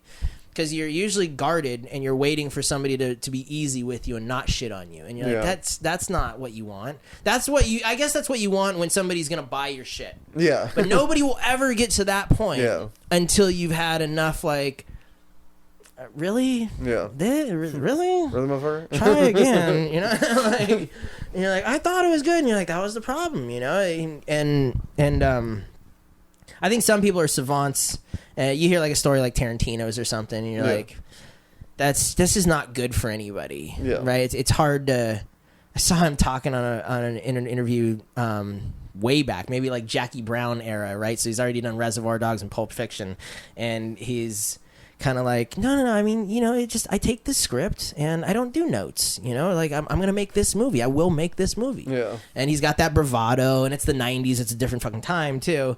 But he's like, I'm gonna make this movie, and it was like that idea that like come hell or high water, this person is gonna do X thing. If you ask 10 people, 10 of them don't need to think that the thing is a good idea. One of them just needs to think, well, this guy's gonna do it anyway. It might make money. I'll give him money. Mm-hmm. And that's the way you kind of have to like realize you're thinking, like as far as like the quality of what you're doing versus the way you're going about it in Hollywood. Writing's a rough one because it's so centric. It's like it's not a team sport. And when it is a team sport, you've had to already been proven that something's good, and then you have a team, which is your management and agents, something like that will start to go to bat for you. So it's very much this thing where it's like you're staring your own self-confidence in the face all the time if you're going to improve or do something. And the faster you can come to terms with whatever it is that you're looking back at, the better, probably. And like that's why like when you wanted me on here and we were gonna talk about writing and stuff, I'm like, I don't know, honestly, I might be more passionate about Magic. I fucking love playing Magic the Gathering, but I feel like because the way the industry has perceived me, you start to go like, I guess I might not be that passionate about writing, and it goes through ebbs and flows too. Of like, I'm in a spot now where I'm much more like, I don't know, like guarded about the writing, but I mean, I've got maybe like 40 scripts under the belt, and you go through periods where you're like just churning stuff out because you want to produce things, but you don't know if the things are good or not, right? So but it's fine because there's elements of like just doing craft work, just finishing something from start to finish, and then you start to figure out your nuances and trying to do stuff better as like what you're doing with your craft, but I think you go through these ebbs and flows. I mean, right now I'm very much like it has to like really inspire me, and unfortunately I haven't been able to like just publish a shitload of stuff myself. So therefore that fire to just have like 8 scripts a year is not there. Yeah. But I've already done quite a few where I'm like, I totally get if somebody else is like, I'm not there yet, so I'm gonna just churn through a lot of this shit this year. Totally. So it's weird, and I don't know if you're like familiar. You watch like writers' Twitter too much, and you get all these different moods and ideas and stuff like, what are you fucking doing any type of life and not writing 8 hours a day, and you should wake up and do blah, blah, blah. And then some people are like, go out and live your life and like cultivate a life that's worth writing about at some point kind of thing. And it's like, you're always on that spectrum going back and forth of like... Well, I mean, it takes all kinds, right? Like what works for, person A doesn't work for person B, vice versa. Yeah. You ever seen that really good... I don't know, I wouldn't call it an interview, but it's like shit, who's the guy that wrote the, oh my gosh, I feel like an asshole, but the guy that did all the Game of Thrones, George R.R. Martin is talking with Stephen King, and Stephen King's like, I write like 6 to 10 pages a day, and George Martin's like, what the fuck? Yeah, he's just like, how do you do that? He's like, I sit down. They're not great. Yeah, he's like, I sit down and I just do them. Yeah. But you're watching two people that have been deemed successful by society talk about the differential in their craft. Yeah. And it's in the craft work. And it blows each other's yeah, minds. like, it's so disparate. Yeah. Yeah. Like Stephen King's like, how could you take that long to do one book? He's like, I'd have been lost. I'd have forgot things I was writing about. Yeah. I'd have like had, you know, notes, like Post-it notes, just fucking, you know, lost in the ether kind of thing. Like, yeah. What am I gonna do? Blow? How am I gonna write Cujo if I don't have that much money for code? Yeah. I love Stephen King, dude. He's the GOAT. I'm not a fan of horror, honestly. Yeah. Of like any horror, really. But I love Stephen King. I love Stephen King books. I don't really like his movies. Yeah. Well, like you're in good company. He doesn't like his movies either. Well, that's true. No. Like, there's this great story. That's true. This is leading us to the next thing, I swear. But there's this great story about how he got paid for, I want to say it's Shawshank Redemption. Yes. Hated it. Framed the money and then sent the check he was given to the guy who made the movie. He goes, just in case you need this for bail or something like that. He's like, shouldn't take any money from it because he was... Frank Darabont still has it in his fucking office framed, dude. Yeah, yes. He's just sent it back to him. He's basically this "go fuck yourself, I hate you," but in like this very like passive aggressive, sweet, writery kind of way. Well, I think if I remember correctly, I don't think he had any beef with Frank Darabont. Actually, I want to say that the studio wanted to do something different before that, and Frank Darabont was the one that was like, can we come to an understanding? And I mean, if you look at AFI and like so many people, my personal list, like I'm gonna say Shawshank Redemption is the #1 movie of all time. Like, it's so unflawed. Like, it doesn't have to be your favorite. Reminds me of there's a great movie, Mud, like where you can just see that something is perfect, whether it's your perfect or not. It's hard to break it down. Yeah, where you're like, there's nothing to tear at. There's no loose strings to pull the threads at, and you know, and that's, I think about Shawshank Redemption, like, and he has to look back in his career as King, right? And he's like, well, wasn't so happy at the time, but pretty sure that Darabont guy didn't do a bad job. It's kind of like, oh, is it? He did okay. Quentin Tarantino hated, I think, what they did with True Romance. Did he? Okay. I think it's that movie. I don't think I'd heard that story, but yeah, so that was the one he wrote. That was his he first wrote writing. It gets made. He really doesn't like it. I think it's that or Natural Born Killers, and I don't remember which. Yeah, it'd probably be True Romance, I bet. I think it's True Romance, and he's in an elevator with Oliver Stone, and Oliver Stone just goes, "Hey." Oh well, if it's Oliver Stone, then that one was the other one. Yeah. Yeah. So and then turns to him and goes, "Hey, love that movie you wrote."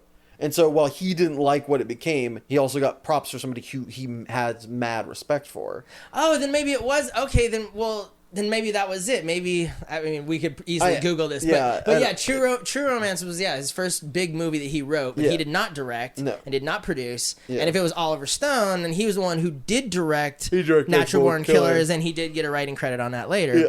Yeah, and this is like in between all the Reservoir Dogs shit. Yeah. Just thinking that bravado though, like, I'm gonna make this movie and make this one. I don't take notes. Like, I'm just thinking about it in 2022. I'm like, that is insane. It's only insane, but it's like one of those things that like you can't. All right, I swear to God, we're gonna get back to questions, but there's this great interview with Bo Burnham on like one of the late night shows, and people, like, the host is like, so what do you like want to tell kids? He's like, why are you asking me? I won the lottery. He's like, he's like, you asking me that is like he's like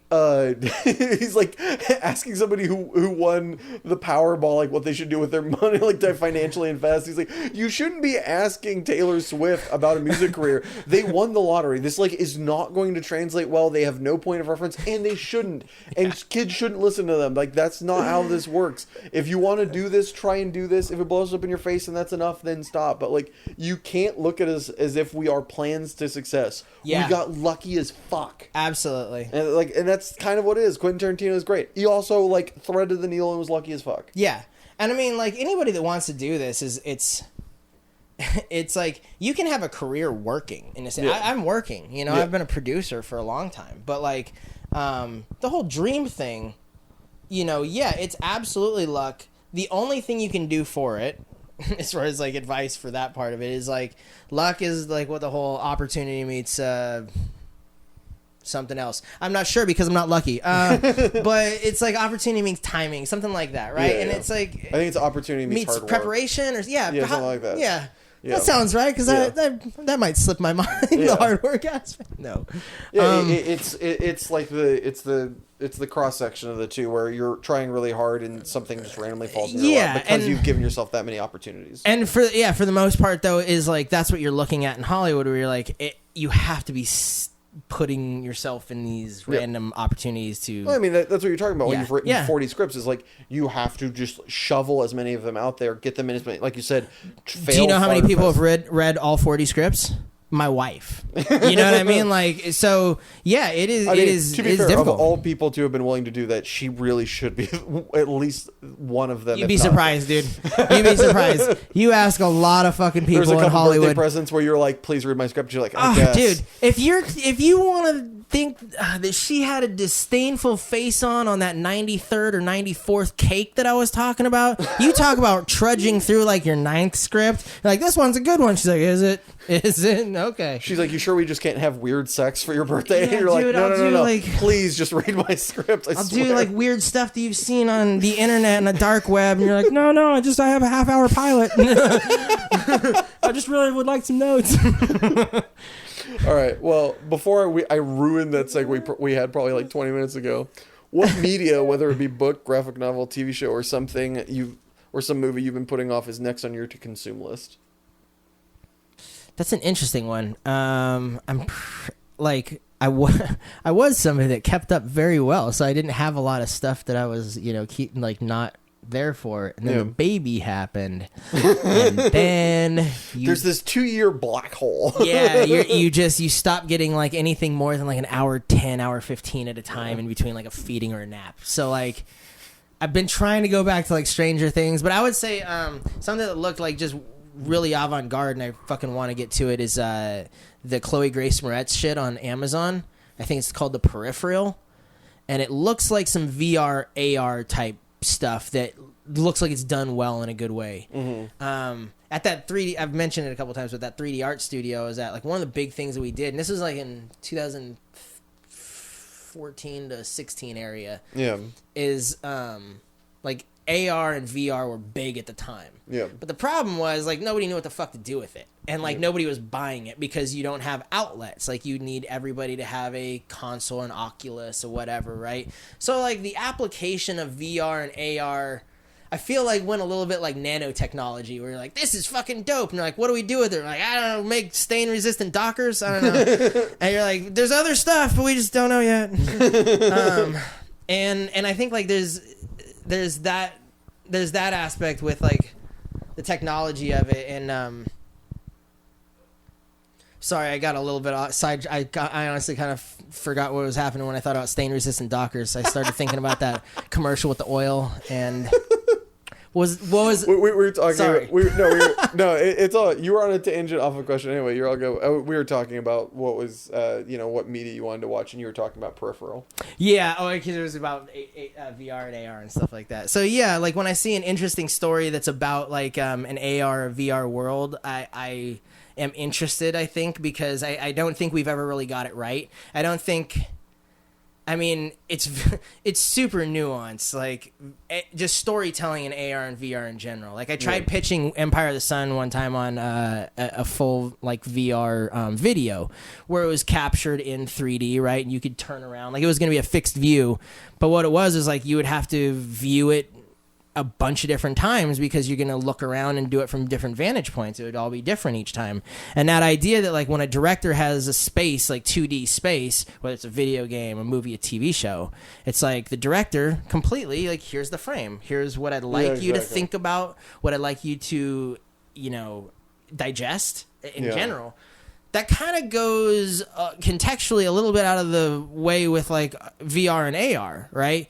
Because if Avatar was like in VR or whatever, and like there's some big moment or whatever, and like it's all emotional, and like we're looking at Sully and he's talking to somebody, and you're over here like looking behind you because there's a really cool tree they made, and you're like, well, somebody made the tree, I'm gonna fucking appreciate it, right? So it's your experience. How am I gonna tell you how to experience it? So like the nature of exploring around just storytelling with AR and VR. I mean, we've all kind of seen like very dystopian things where if you use AR, you're going to devolve humanity into something where people would rather be in AR or in VR rather than humanity. And you're like, well, if we talk about simulation theory, we can go off on that tangent too. Yeah. But like, I think to apply it correctly to the human brain is like something that's going to be very interesting when we kind of figure it out. Meta is bad. We don't like Facebook. We don't like the feeling of it. So we assume that experience is probably going to be kind of like Facebook.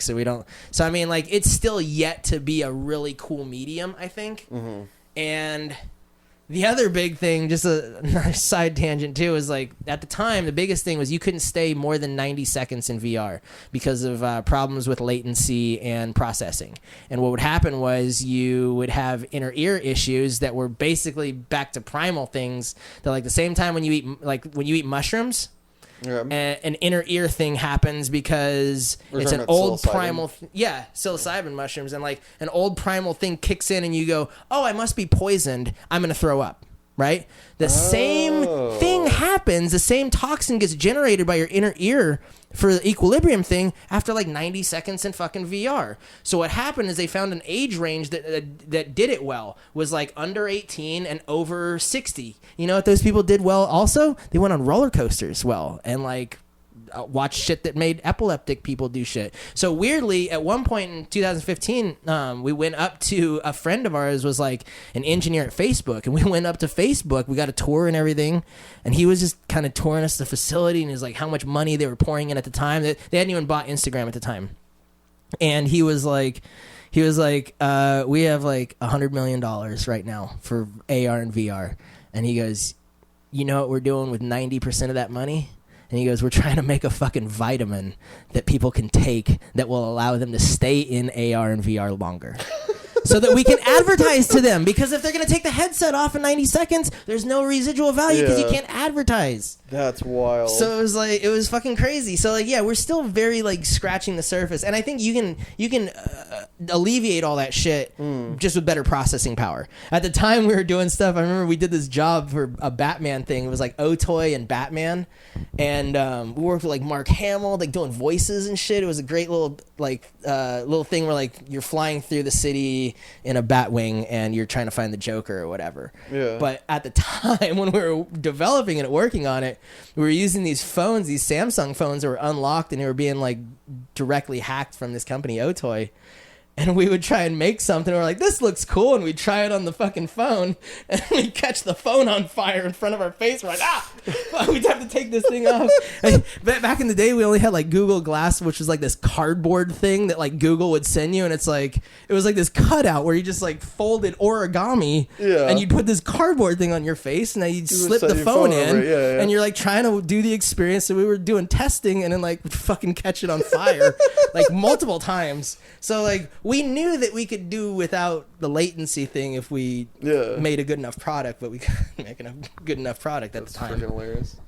All right. Well, lastly, before we throw it to commercial break, because we got to let them have a break. Yeah, I guess. For me. If you could have listened to this podcast here, one song you were choosing, which would it be?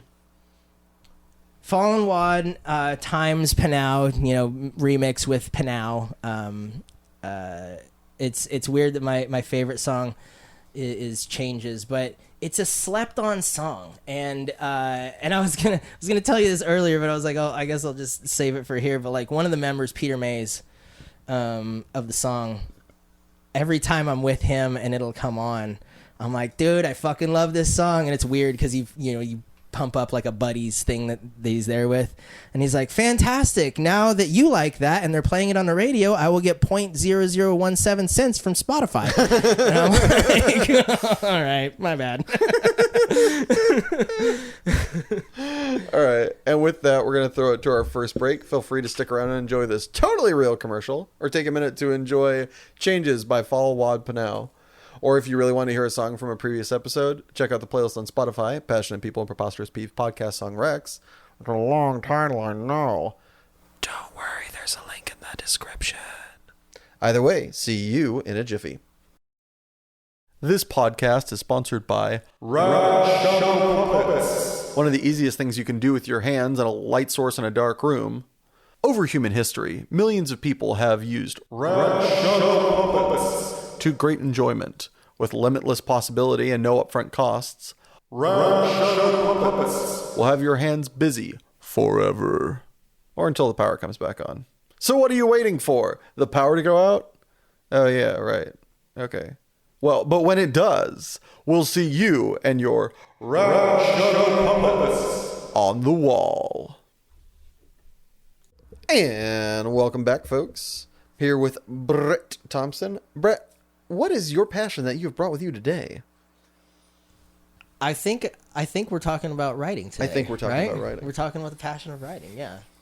The love, well, it's all of the passions, right? It's love and hate. So yeah. But it's very much like passionate on both spectrums. It's nothing's writing. Like, I can take it or leave it. Yeah. It's either everything or nothing. Yeah, exactly. When did you first get into writing? So, like, not even script. We're talking about specifically film writing, but like, when did you first enjoy or feel the knack for writing? So, yeah, like my first screenwriting class was in college, but I guess that's funny. Like, if I think about it, in high school, do you remember Channel 1? No. So, like, way back in the day, you had... Oh, my God. So, do you remember UHF? Like, what UHF is on a TV? Like, if you had an old TV, you would go, like, Channel 3, 4, 5, 6, all that stuff. Channel 3, you'd start there. Well, at the bottom end there was a couple channels, and then at the top end was ultra high frequency UHF, right? Like the whole Weird Al kind of thing. So you basically, in the middle there was the band waves that we use for regular television, Fox, CBS. Channel 1 was this low bandwidth frequency, and the lower the bandwidth, the less far it would propagate. But basically, Channel 1 was this, like, school-only TV channel for only schools, and just schools would get it. And sometimes they would have, like, news or announcements or whatever. Oh. But the thing was, any school could use Channel 1 to broadcast their own frequency for something. So if you made your own in-house videos at a school, you broadcast it on Channel 1. Okay. Some fuckers gave us a video camera in the 90s. And those fools! And like, I remember, at the time, like, CKY2K and Jackass were just beginning. Like CKY was, like, the Bam Margera and stuff that was... Like, we thought it was a skate video or a music video, or so we couldn't tell what the fuck it was. It was just a bunch of guys being assholes. And you're like, there's no rhyme or reason to this. And after a while, you're like, actually, there is a little bit of a story going on here. and I started to, like, we started to want to do that, and we would just make these stupid little videos for Channel 1, and I realized, like, how much I liked it, and they let us do that, like, from sophomore year on. And I think it was like we just felt like nobody was watching. We're like pushing people. Yeah, we're like pushing people in, shopping carts down hills and things like that, and we're like recording it on school property with a school camera, and I'm like, people just aren't watching, right? Like, that's what's going on here. And because they gave us, like, the free reign, and you think back, like, at the time, it sounds really stupid, but as a writer you'll fucking get it. Like, every segment of Jackass is like, what? It's like, hey, hello, my name is Johnny Knoxville, and this is the firecracker something or other treatment, right? And then you do the thing, and then you get the reaction, and then everybody laughs, and you kind of have this cathartic thing because you watch everybody else laugh at the thing that their friend just did, and you now have a story. You immediately, you didn't know it, but you're like, I have an intro. I was like, here's Johnny Knoxville. He's wearing something that is, like, non-verbal. So, like, you get to see him in a weird cowboy outfit with a tiny cowboy hat, and you're like, what the fuck is going on here? But you're already making a narrative in your head. And I didn't know that, but those were the first storytellers. So, like, we shit on, like, for the longest time, we shit on Vine, and we shit on, like, anything that made, like, a story out of 30 seconds or 10 seconds or whatever. But, like, I think that was the first time. It was like watching CKY and Jackass in the 90s, and then, like, doing dumb shit ourselves, and we're like, hey, we're Channel 1, and this is the tumble downstairs, and we push somebody in a tire, like in a giant, like, tractor tire downstairs because we thought it might bounce. And we're very lucky that dude didn't break his neck or anything. So, did you guys get in any trouble? Did anybody get hurt during that? No, like, we did get hurt. We did break things. There was, like, couple incidents. Like I remember we pushed the toilet off of the back of a truck or something and filmed it, and we're like, hope you make it to the bottom of your summer like this toilet, and we pushed it out of the back of a truck and like at top of a hill, and of course the toilet did not make it. It just fucking turned into shattered bits like halfway through or whatever when it starts tumbling, because the idea is nobody's making it to the end of the summer without some nicks and bruises. But then when we realized that like that toilet that we used to push out, we found it on school grounds, but I thought it was like, we're not using this toilet situation. It was like, we're about to install this toilet. So like we stole a toilet right outside. And I mean, looking back, like, it's not like we were just dumb miscreants, but it just did not dawn on us kind of thing. Like a bunch of stuff. So extend that to like, nobody's watching this. Yeah. So we should just have free reign to do whatever we want, you know? And that's when it's fun. Cause like, when we were doing the other Channel 1 stuff and they gave us like stipulations, like, here's this, go do a story on blah, blah, blah. And you're like, that's journalism, but yeah, I guess I wasn't cut out for that. I was really in the vein of pushing things off of high places and watching what happened, I guess, and narrating it. I don't know. All right, so you do that. You guys somehow don't get any trouble, don't break too much. Yeah. Does anybody break any bones? Yeah, so like one guy broke his arm when we pushed him in a shopping cart down like this little like underpass. We had an underpass that went from like one side of campus like across the street. So instead of an overpass, it was a little cutout. So it was a great ramp. Like we used to, do stuff on skateboards or whatever. But that guy broke his arm during school hours, and we all had to talk about it with the principal. We also, like, I did write a movie about this, but we all, like, one of my favorite things is I organized this game called Assassins, and it was like a school tradition, like in the area that we were in, but it was fucking great, and we all look back at it and we're like, this is great, why didn't other people do this? But you basically have 3-man teams, and you had a Nerf war for like as long as it would last. Yeah. And there is nowhere that it was that the shit was off other than school campuses and a church. Other than that, it's fucking free reign, right? You could break into people's houses. You could, if you shot, you're dead, and then you can't shoot anymore. Yeah, and what you had to do too is you had to bring a witness along as well. And I remember like it was such a great game, and it was so good. Like we got the people got arrested. People got like cops are called on us because we had open campus at lunch, and like there'd be like high speed chases because you're like, if I stay within 400 yards of them when they get out of that car, I'm gonna fucking they can't run that fast. And, so like it was insane, but it was so fun. But I remember like when I said that, I was like, dude, we talked to the principal so much for that. And he was like, look, I don't know who's the actual ringleader, but I'm looking at you all the time, Brett. And I'm like, I don't know, man. Could be anybody. These flyers came from your guys' copiers at school. I don't know who did it. But it lasted for like, a few years, and I was just remembering how many times we talked to the principal. All right, so you're doing that. When did you first put pen to paper and start really writing like what you would consider an actual story, not just like words on a page? For your own benefit, not for necessarily for school. That was for my own benefit. All right, let's do because it was for school. Because it was for school. It was, like I went to school for broadcast engineering. Like I have an engineering degree. Okay. Like electrical engineering, basically. In the broadcast room, though, or like while I was there, I went to Chicago State. I went to CMAT, which is a communications, media, art, and theater department. This is like where college like dropout was from. This is Kanye West's school, and like where he dropped out of from this program and all that stuff. So it was like very much like a Kanye U at the time that I went there. Mm-hmm. I'm doing this shit, and I'm also like just really into sports. So I was kind of doing sports broadcasts, and after a while they let me get on radio, and I started doing like commentary for basketball and for football, and I love sports. So when I started doing the commentary, I was like, maybe there's something like the content production side of it, because I was only just like, I'll make a studio happen. I'm not doing anything within the studio. I know how to make it happen, literally.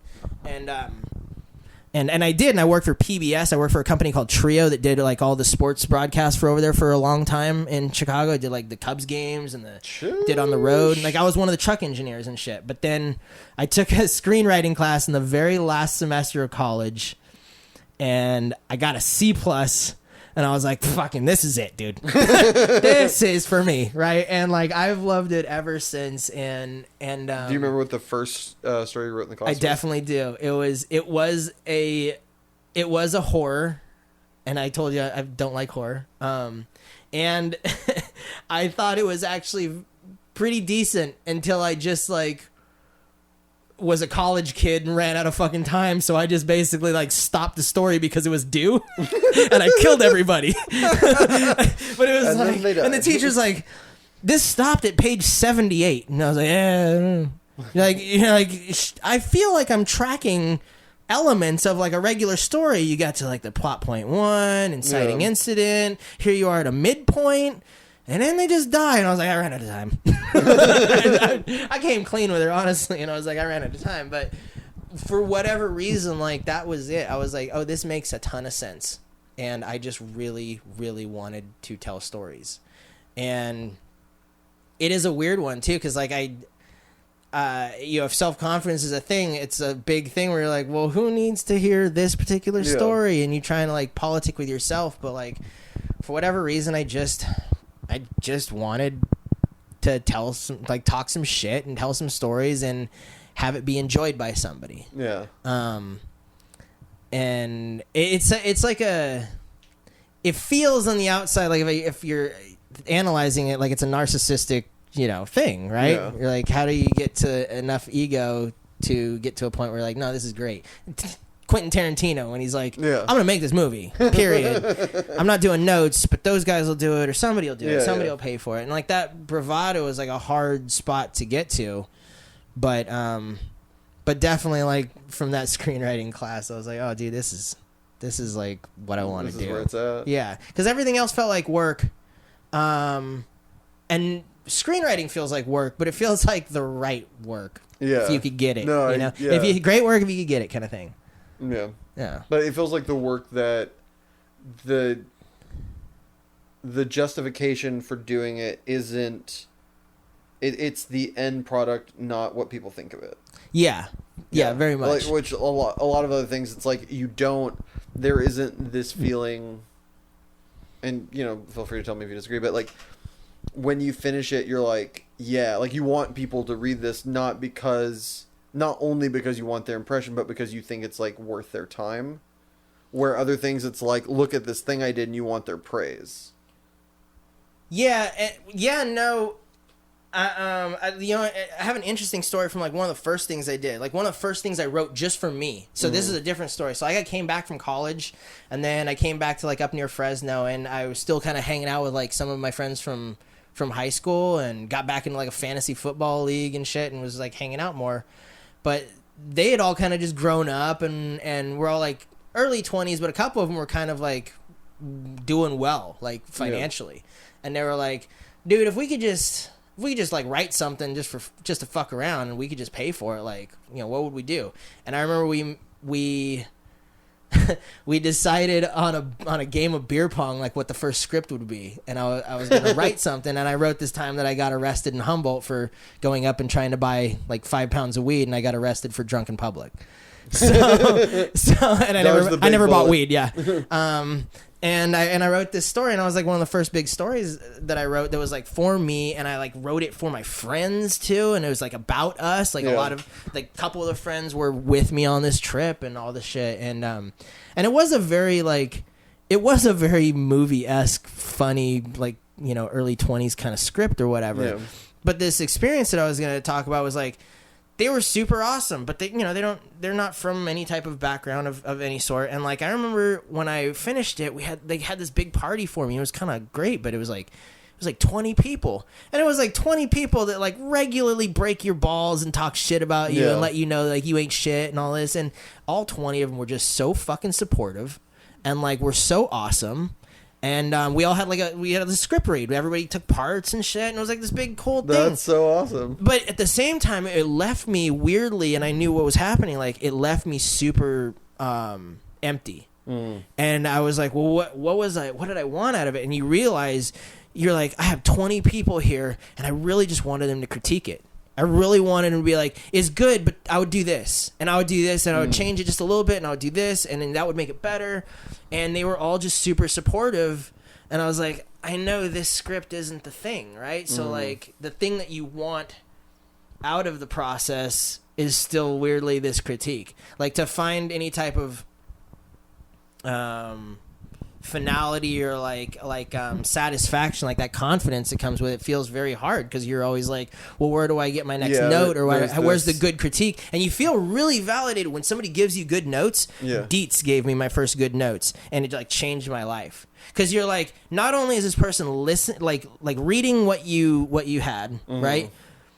And good notes say, I think there's something good in here too, because I'm taking the time enough to give you enough thorough notes. But also once you get into the notes, are they good enough to change it for the better? And then when like they're both coinciding, you're like, holy shit, dude, somebody like gets me and they're trying to better it. And it makes you want to try and better it. And all that comes from like being like, this shit's not good enough yet. Yeah. Right? It all stems from there. But like, you've got to come to a place where you're like, I'm really willing and I want to do that stuff because that's just the work part of it.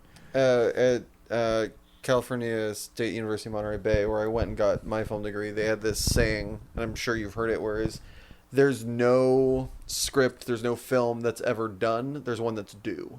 Yeah. And it, like that very much speaks to that premise of like wanting to craft it. Oh, I can be a little bit better, I can tweak it, I can do this, I can, and like that you can't ever finish a piece of art. Yeah. You can only present it. Yeah. I think that's very much a thing too. I mean, you can even see that with the Snyder cut. But then that's like, why he it's goes crazy. back and like changes it, makes it a 3-hour thing because he's like, oh, I wasn't done with it yet. Like, yeah. What are you talking about? You had years. Like, it's still better. It's still better. The Snyder cut's better. Yeah. I mean, honestly. Well, better or worse, it's just like the man's been making movies and he still wasn't done with it. Yeah, and what I think is more of a point there is like you are looking at two separate pieces of art. For sure. That's what you're really looking at when somebody has.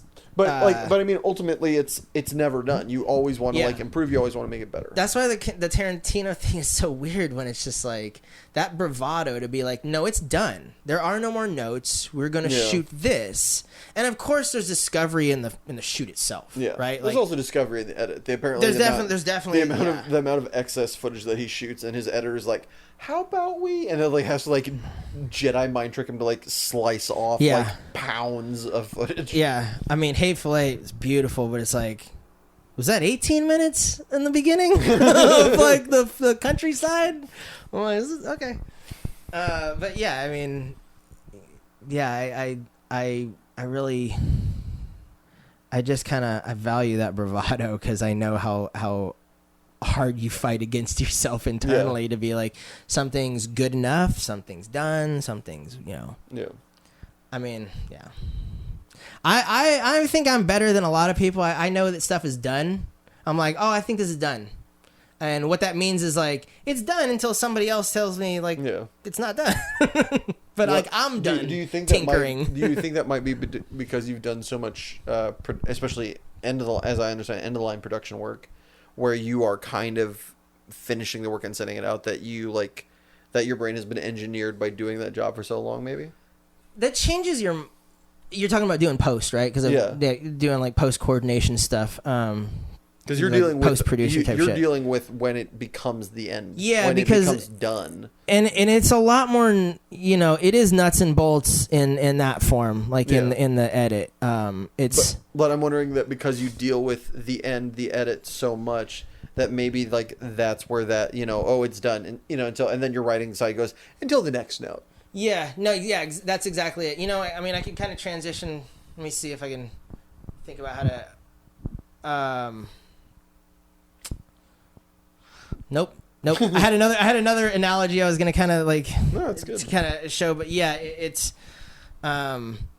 thinking that something's done and knowing that like it's just done for now or something is that's the key basically, and that'll keep you out of insanity. that'll let you know that like I have 40 projects because 38 of them are done-ish, right? Yeah. They're not done-ish until somebody's like, I think this is a good script. Would you like to talk more about it? I'm like, Yeah, let's talk about notes. Like, I mean, it's not done until somebody buys it. Yeah, and I mean, I don't like, I don't want to gym, but I mean, like something's happening right now with our friend, with our mutual friend.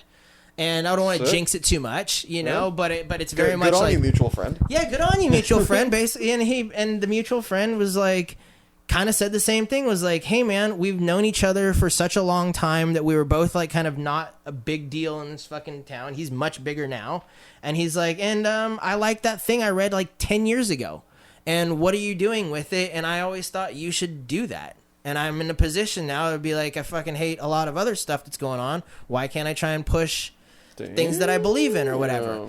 Weirdly, that project is like the first real script I've ever done. Like real script. There's probably like 4 or 5 before that or something, but like as far as a real one, that was it. And weirdly, it's still probably my best script.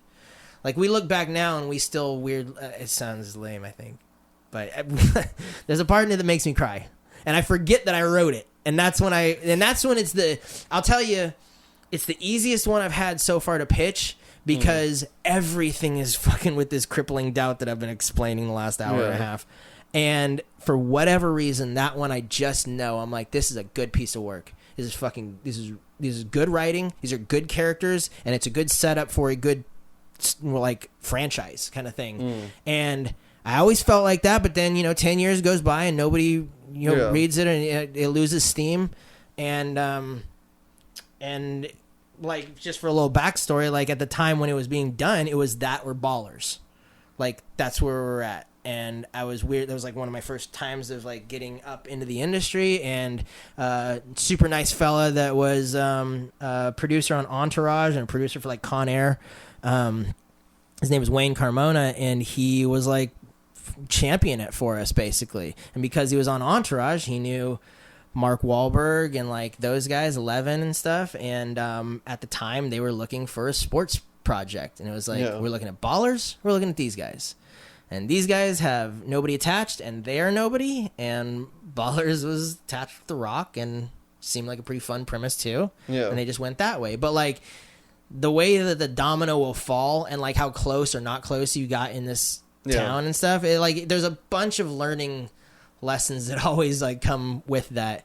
And I think like it's such a weird one, because that one we went so far with this script, and we're like, oh my God, people do like it. And then nothing for like 10 years, and after a while I was like, well, this is about real characters. Do you have their life rights yet? And they're like, no, maybe we should change the names. And you're like, yeah, but people don't like stuff that's not about like a really cool real event. And I'm like, so what do we do? And you're like, do you have money to buy life rights? Or so it's just, it's a weird thing. And then all of a sudden like 10 years goes by, and you're like, yeah, are we excited about talking about this again? Long story short, I guess I'll do notes. So I did fucking notes. That's awesome. Doing notes the last month or something. So, and I don't know, obviously where it's gonna go, but that's the whole opportunity me to prep, where you're like, just keep.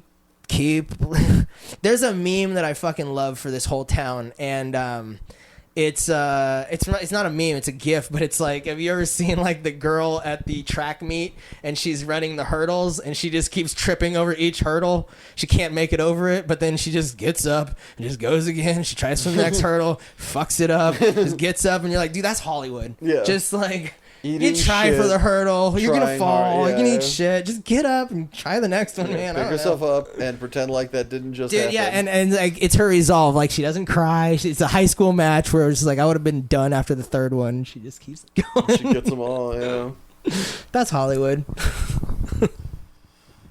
What would you say is the biggest misconception about writing, especially screenwriting, by the wider world? I mean, the big one I love, you ever had somebody like at a family gathering or something at a holiday, and they're like, I got an idea for you, right? And then they pitch you with like a horrible idea, and then they go, we'll split it 50-50. And you're like, look man, if you knew how to make this in Hollywood, you could have 99% of it, because what you're also talking about is, a fucking mystery. So how about you take your bad idea and put it on a napkin and we don't talk about it until next Christmas, because I'm probably not going to write it and nobody's going to produce it because they can't produce the shit that I really feel passionate about. So, it's this process of like, oh, it's that simple. Like, yeah, it's just that simple, dude. We just write it and then we'll 50-50 it, right? And you're like, why is that always the layman version of like, this is a good idea, we'll do a 50-50? And you're like, who splits up non-existent money yet? Like let's take 50% of nothing. And also, like, there's nobody else that gets a piece of the pie. yeah, and you're like... what piece of the pie are we splitting 50-50? Is it 5%? Because that's on the best year ever. Yeah, dude, there's no pie that's ever split 50-50. Yeah, there's going to be another guy with a very big fork who's going to be like... Yeah, exactly, dude. I mean, so, like, I pitched for a long time, and it recently just completely fell apart, but I had a doc series for a long time about like Chicago Mafia, and I remember when we were first pitching it, we got very lucky. We pitched it at Warner Brothers, and it was like, that was a big pitch. We were pitching it like we pitched at Warner Brothers, and then Warner Brothers had us go to like very small, like these independent kind of places for like reality type shows to do a production. You could have gone to like a regular studio, and they'll do docs too, but like just kind of where their money's at and their head's at. So they're sending us to these really crappy studios and stuff. But in the very beginning, it was like we pitched at Warner Brothers like a whirlwind. They're like, "Fucking dude, this is great. We love it. Like, let's do this." And you're just like, "Is this happening? Am I Hollywood?" Right? and you're doing all this, and then like. We start doing, all these pitch meetings, and we're getting more traction. They go, all right, let's split up something that doesn't exist, right? Let's talk about the percentages and where our fork is and this and that. And it was like, okay, so, like, first of all, we're going to need another production company to actually, like, produce it. I'm like, aren't you guys Warner Brothers? Like, yeah, but we need, like, another production company that specializes in this. And they're like, so do we need you? And they're like, okay, so let's go get, they mentioned 2 places. We got one of them on our own later, which was Lightbox. But they pitch the people that you're supposed to do, and you're like, okay, so how does this work? So we get in bed with like you and another production company that doesn't know us or our pitch yet, but we're just hoping. And they're like, yeah, okay. So we pitched them, and they're like, yeah, like they liked it, and then they're like, okay, so Warner Brothers gets 50%, and then you guys get what you had negotiated at first, which is 30%, but you get 30% of the residual, and then we're going to split the other part with this other company, so you guys get the 30% of the pie that is left that is allocated for you. I don't get the whole piece. You just get 30% of what's left over of the pie that is allocated for you. Yeah. So it was like, and then you go, okay, well, I mean, that's great. Like, okay, so what do we do? Like, when do we start going into Warner Brothers? Do we have an office? And they're like, oh, no, we don't have any office space for you. And I was like, okay, is there budget? Are we able to like quit our other jobs? Do we have like overhead? Like, no, there's no budget for right now during prep. And they're like, I was like, so what do they do? And it literally took Warner Brothers like a fucking day to get back in an email of like, what are you offering, right? Yeah. And they basically said, we can offer you accounting. And I was like, so we're going to spend 50% of our project to get H&R Block access? Is that what's fucking going on here? And they're like, look, we really haven't had a lot of pushback on this. And I'm like, you mean the people that just say, I'd like somebody else to produce my shit, but I'd really like Warner Brothers to put their stamp on it for 50% of my project? And they're like, yeah, I don't know what the deal is. And you're like, okay, thanks. So I don't see the problem here. We didn't end up sticking around with Warner Brothers, but I love all the people over at Warner Brothers. They weren't able to offer us what we wanted, but I really liked all the people over there. But yeah, I have weird stories, man. Is there on the flip side of that coin, is there a non-obvious aspect that is really kind of beautiful that a lot of people don't know about that they really should, or that you really would like them to know about?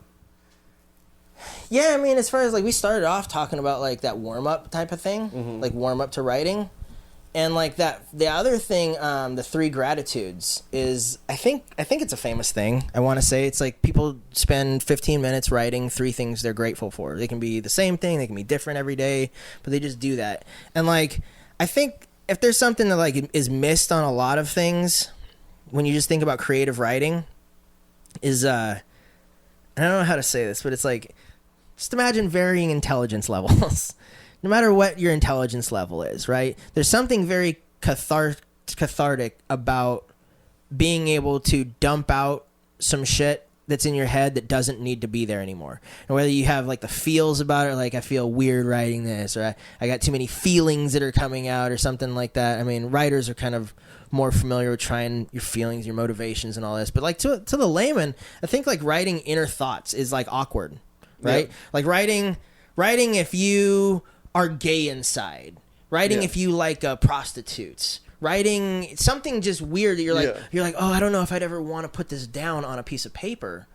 Like but I mean, I'm picking very like real or something. And I'm picking very like polarized examples there, obviously. But like the cathartic nature that writing offers for when nobody's ever going to read it, nobody's going to read it, journaling, right, is I think it's just slept on kind of thing, because if everybody's doing the whole shit with like mental health right now anyways, it's more understanding that like people go to therapy and things like that, right? Yeah. And you're like, well, there was a lot of stigma way back in the day, and I'm old enough to definitely remember stigma from mental health.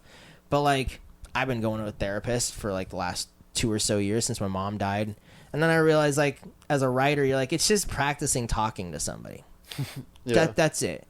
And you're like, that sounds stupid. And you're like, well, when most of society has no practice talking to somebody, or they definitely don't have any practice sharing anything real, then that's where problems happen. You know, pent up thoughts and rage and, you know, anxiety and anger and just things that you're frustrated with because you can't kind of get it out. And there is a weird shit about writing, you know, that just, like, even journaling for the layman, you know, that it's missed and slept on, I think. I mean, go to any, if you've ever seen anybody go to like a rehab or like a stay away mental kind of place, they immediately have you start journaling, right? And it's not because like somebody scrutinized, like if you're at some like, you know, like a show us your writing. Show us the writing.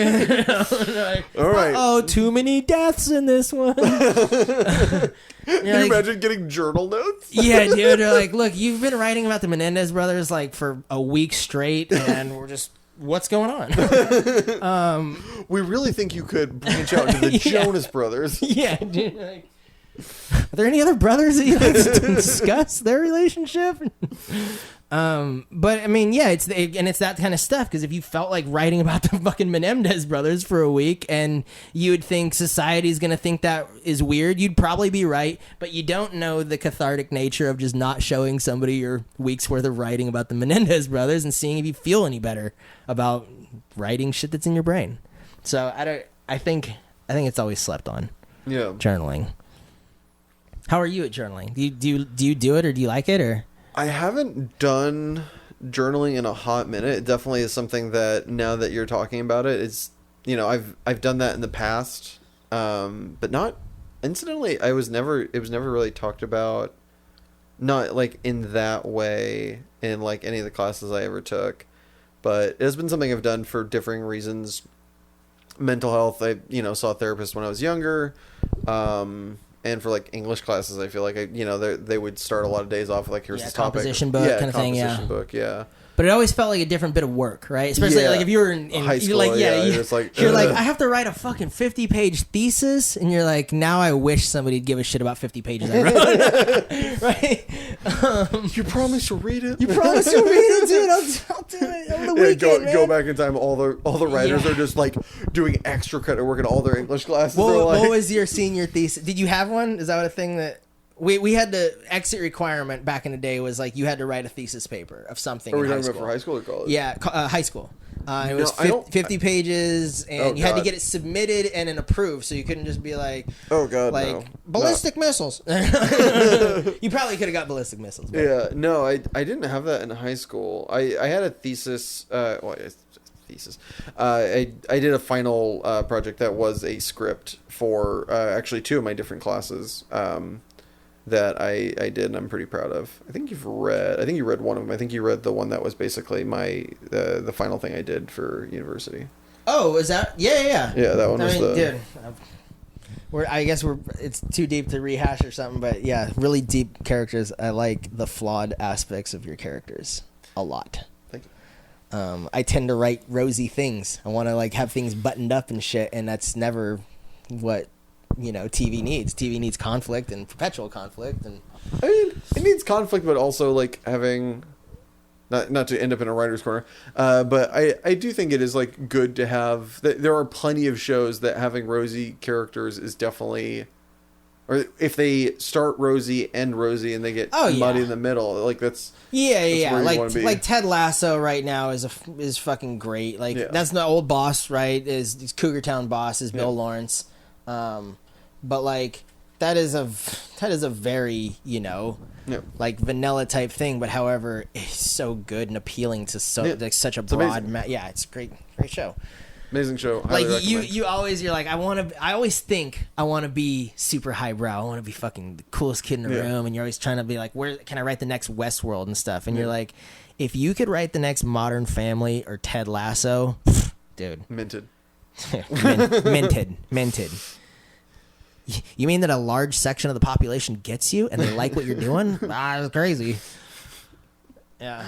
Moving on from the passionate, let's get to the preposterous. Yeah. Speaking of not having rosy characters, Brett, what's your preposterous peeve? Well, so we talked about this, and like honestly, I still don't even know if I explain it correctly, because if you don't explain it correctly, it very much makes you sound like a psycho and stuff. But in a large city, I fucking hate it when people will see me at the side of a street and they will stop in the middle of what seems like a pretty trafficked area, and then they will wait for me to go across, and then they will start to like motion me if somebody honks at me, and they're lucky I don't pound the fucking hood. But like I spent so much time in like Chicago and New York that like there's a rhythm in a large city, and I came from rural, and I dislike a lot of, and not dislike, but I mean it just I tend to stray away from things that feel rural or whatever. So I like the aspect of like the hustle and bustle of a city or whatever. And there's like a cadence to like cities like New York that doesn't sleep or whatever, right? Like it's like a school of fish. Everything's moving around, they're doing their own thing, and it's your job as the other fish to be like, what are the other fish doing? I'll get in where I fit in, right? But if somebody makes me some type of weird example and fucking stops up traffic, and then I hear like other people honking behind this person, I'm like, I didn't want this. I'm not the one who wanted this. Why am I being held accountable for this asshole? Yeah, and like I niceties. always think like somebody's gonna maybe fucking rear end the guy that stopped for me because like they're stopping awkward. Like sometimes I'll just like when I see somebody stop, I'll just like turn around and like look at a tree and like mosey around and just try. I'm like, no, I'm not. This isn't for you. This is and I don't know why it gets my goat so much, too. Do you ever get in that weird, like, they motion you and you're like, no, go? Oh, absolutely. Do I ever? Like, it's any pedestrian moment I pretty much have in LA. And, like, and it's funny because I love going to Europe, and, like, Italy was great for this. The last time I was in Italy, it's fucking hectic, dude. It's absolute chaos. You can walk wherever you want. Where you know what it reminded me of? We would call it like walking like what would we call it, like Rome days or something. When the pandemic happened in LA, and like it looks like 28 days later and shit out there, and I was just walking in the middle of Olympic. I'll just do whatever I wanted, and I was like, this is like Italy, because that's what you do. You just step out, and like seemingly what somebody should hit you, they're just like, okay, and they just kind of like barely slow down and kind of maneuver around, and then you're in between other people's cars that are going around you, and none of it's not normal. And I'm like, this feels so much better. Have you watched the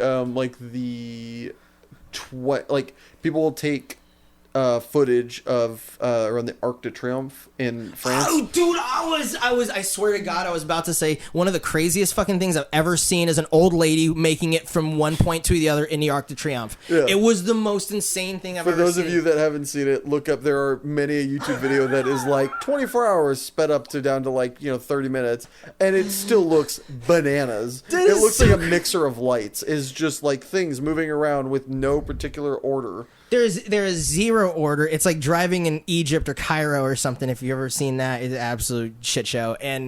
And like this old bag, it was like a lady like that was shopping, babushka looking thing. She's got the little shawl on, and she's like 80 plus. And I mean, there's no order to people driving in a circle around this Arc de Triomphe thing, and she's like playing Frogger, like with all these cars. And I remember we were sitting on top of a tour bus. We were about to do like a tour thing, and I remember asking a guy, I'm like, hold on. This shit she's not done. I need to see how this plays out. I didn't know she makes it to the middle. I need to read the rest of the story. Yeah, so that, I literally made the tour bus driver hold on, and then I'm telling him why we're holding on, and at the end she makes it to the middle, and there's a bunch of Americans on the tour bus, and we all start cheering because we're like, oh, she fucking made it, yes! She steps off and goes to the other half. She turns around and gives us the one thumbs up, So this will make you happy. At one point I was living in Santa Rosa, which is just an hour north of San Francisco, and I had gotten fired from my job, tried working at, I don't remember which order it was, but at some point was working at Best Buy. That didn't go well. And I tried Ubering. Ubering in that area where there is plentiful parking doesn't work out, oddly enough. It's weird, yeah. Yeah. So I got told by a local guy who was doing Uber that you should go down to the Bay Area because there's no parking, and people need, especially in the downtown district, they need to go here and there, and effectively you make bank. Yeah. Half true. So I go down there, and initially I'm going on the kind of folksy, I grew up in a small town. Santa Rosa is basically a big small town. You wait for people. Yeah. And so I'm driving, I'm waiting for everything to be clear to go. You can't do that in SF. No. And so I relatively quickly, because the people in the back and, the cars behind me and other people, you have to start basically snaking in between. The left turn signal is also corresponding with the crosswalk. And so you have to just find this moment where you can just snipe through. And the best part is everybody in SF gets it. And so there isn't this weird whoa, what are you doing? That's my favorite part. They're just you were an inch behind the old Chinese dude, and he's just doesn't even remember you were there. You're 3 feet in front of the young Italian model that's in town for a day, and she's just kind of what to do? She's got her bag, and then she just waits a penny of a second and then sneaks behind you before the next car. And so I'm doing that during the day, and on the days that I can get myself to get out of bed on time. See, waking up, dude. So freaking hard. Sleeping's cozy. It's not when you're your own boss, getting yourself to drive an hour to do a job you're very mid on is an ask. I am not going to be an entrepreneur. To then drive back north, and I've done that all day, and then I drive back, and I'll do the same thing with a little bit more caution because I'm not in as much a hurry. But guy walks through a crosswalk, I just kind of come behind him, but he's got plenty of room. I'm not he's not feeling the breeze of my car. Yeah. He's looking back, seeing me, and then I got this multiple times while still doing that. It's you trying to hit me? It's all right, well, you just came closer, so if I was, I now can, so thanks. Yeah. But since clearly I'm not, because I'm not actually hitting you with my car as you're asking me this really stupid question, what are you doing? I wasn't. You want attention. That happens all the time in LA, and nobody says shit, about anything. But it does, this whole rant does bring up another traffic fucking snafu for me. The big one in LA, oh boy. If you're at a left-hand turn signal and somebody doesn't creep out into the intersection. Oh, God. And then when you look down and they're not creeped out and their shit says Ohio or fucking hello from St. Louis or something, you're like, God damn it! What the fuck? These freaking foreigners! Yeah, and you're like, there are 3 spots in every intersection. There's 3 cars that go in there. The third one straddles the fucking crosswalk, and everybody gets to go if it just goes yellow. At least 3 cars. Otherwise, nobody goes anywhere. So oh, you go 3 deep. Oh yeah. I haven't. There's definitely 3D. I guess I'm too new to LA. If you're the first one, you need to creep directly into the middle of the intersection and you just wait, because it's like it feels weird to somebody that's like awkward about it, but it's really like it's a puzzle, right? Yeah. It's like you're sitting there what feels like a place that you could be in an accident, but really if the right of way is going on, nobody's going to occupy that space, period. Yeah. And then like the other people, they get it, and then they're like, we're 10 feet from each other when somebody else is like doing a thing, because we're about to go both our other ways or whatever when it's clear. Learning something new every day. And when somebody's just like, and you see that out of state license plate and they're just still, it's like green the whole time and they're just hanging out there like until it's clear. They haven't and even they haven't even gone over the crosswalk yet. You're like, I want to figure out where you are going to go, and then I'm going to jimmy that lock in your car, and then the next time you get into your car, I'm going to jump out of the back seat of it with a zip tie, and I don't know. That's a script. That's a script. That's not a real thing. I have errands. I'm way too lazy to enact anything like that. So, when did you first, backtracking to your actual theme? When did you first notice that? Because it definitely wasn't when you first moved to Chicago that was like noticeable. I'm sure like. In fact, you never probably ran into that when you're in Chicago. As far as what? I'm sorry. The whole like beckoning the person to go across the crosswalk and like hampering traffic. Because I was from a small area. I did grow up in a small town. You're like, you don't have to deal with that. And you were used to that. Yeah. You're used to the come across. You're like, okay, grandma, hi, and walk across. Yeah. Because there was never anything that was going to happen in a small town. Like nobody's like, I'm in a super hurry to get somewhere. Did you have culture shock when you moved to Chicago initially? Was it inverted where you were like waiting for somebody to beckon you and you just kept standing on the sidewalk like a dunce, and people were just like keep going through the intersection? You're like, wow, these people are very impolite. No, it was like, I think I always wanted it. I always enjoyed going and visiting large cities just in general, but like, you know, I thought about this the other day, and like it just sounds weird, but like no matter where I've been, I've always been a minority, and I feel like that was helpful. It was very helpful because I didn't grow up not white. It's obvious I'm white, and it kind of contextualizes like the whole white privilege argument just in general. Mm-hmm. But like for the longest time, when you think like I am the minority somewhere. You're always, and as an only child, then you're always like, I'm going to assimilate. Like, that's the best thing you can do is adapt and assimilate and, do your thing or whatever. So I really enjoyed, like, going to bigger cities when I get a chance to travel. But, like, I remember going on college trips, and it was like, where did you want to go? And I remember, like, I was good at tennis, and I was getting scholarships out of a junior college in middle of California. And it was like, I went to Texas Tech, and I went to Lubbock, and... it was all white, and it was in the middle of Texas, and it was all just beautiful blonde girls everywhere. But it was kind of, Lubbock's like pretty landlocked, like it's just not a lot fucking to do outside of Lubbock. And then I went to the south side of Chicago, and I just come from a school that was like the national champion junior college for football.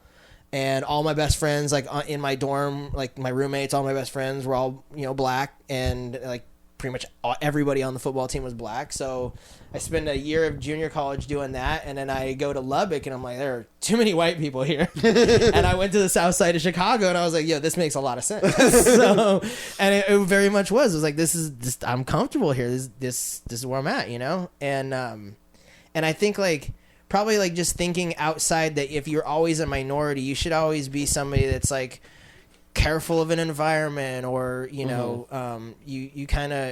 think you become more observant of shit because you're always like, this isn't my lay of the land. You were always kind of like approaching crosswalks and traffic. You were always kind of the same mindset where you're like, okay, hold on, let me gauge this, and then like you waited for the first Frogger to go and then watched him die. You're like, got it. Yeah, exactly. Like figure out the path. Yeah, because I don't want to be like a sticky wheel. Like I'm the type of only child that's you don't want to be stuck on the wheel. Yeah, I was the only child that was like, I want to be like everybody else. I don't want it to seem like I am an only child that has stipulations or weird, eccentricities. I was like, I want to be like everybody else. So trying to assimilate was like always a huge thing. And then you get to a chance where you're going to do it in a big city, and you're like, oh, this is perfect. I just want to blend in. I just want to get a chance to fucking Frogger correctly. So when somebody's like, hey man, I'd like to bring a lot of attention to you right now, fucking cross. And I'm like, go away. I don't exist. I'm not real. Yeah. I mean, move along. I'm a ghost. Yeah. Like it didn't compute kind of thing. It made much more sense to try and blend, you know? I was always trying to like stay at a friend's house. And, I didn't want him to come over to my house as much because I had a unique situation. And I was always like embarrassed. So I'm living in the Ghostbusters house. I do weird shit. I got weird hobbies and stuff. I was like, how do I be normal? Like, what y'all doing? Soccer? Is that what's up? Is that what kids are doing these days? And then, you know, I can't help it. And I'm like, you know, like, for lack of better stuff, like school wasn't hard kind of thing. I was like on the prom court, like I did a lot of stuff and everything, but like in the back of my head, I'm really like, if you guys would just let me play more Magic, I'd be happier. I was like, you know, Brett, you going to the party this weekend? Like, yeah, I'll be there. I'm popular. You guys all like hanging out with me, but I'm like, if you guys just sit around and play Magic or Dungeons and Dragons on a Saturday night, I'd be a lot happier. You just needed a kid when you were 18. So you're like, no, I can't. I gotta. Dude, how did I not think of that? Yes, that's the linchpin right there. And with that nugget, we're gonna head to our second ad break, but don't go anywhere because when we get back, Brett is gonna enter the lightning round. Oh shoot! Do you need 100 pounds of butter? Come on down to Company Street Company. What if I need 30 gallons of olive oil? Come on down to Company Street Company. But what if I just want one flatless bird roasted for a reasonable price? Come on down to Company Street Company. Okay, but... Just come on down to Company Street Company. We have everything for a better price, free snacks, and employees who don't want to kill themselves, or you, because we treat them like fucking human beings. Yeah, but... Yup. Even... Just get your ass down to Company Street Company, where the only sketchy thing we've ever done is enable frozen orange juice hoarders. And we're back. Brett, are you ready to enter lightning round?